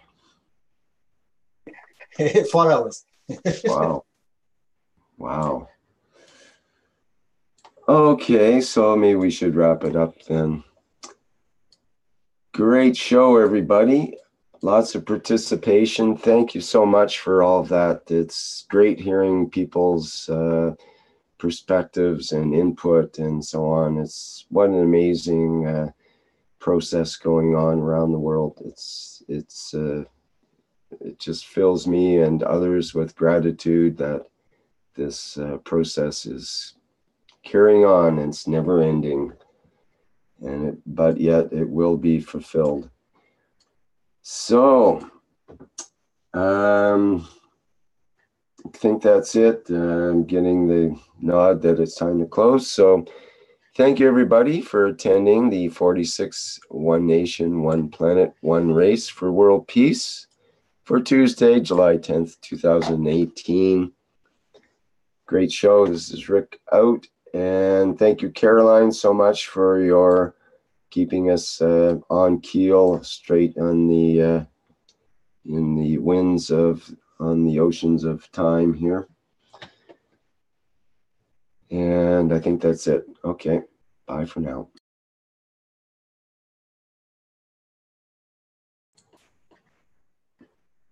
I forgot to mention, take in the Keshe Plasma Reactor group.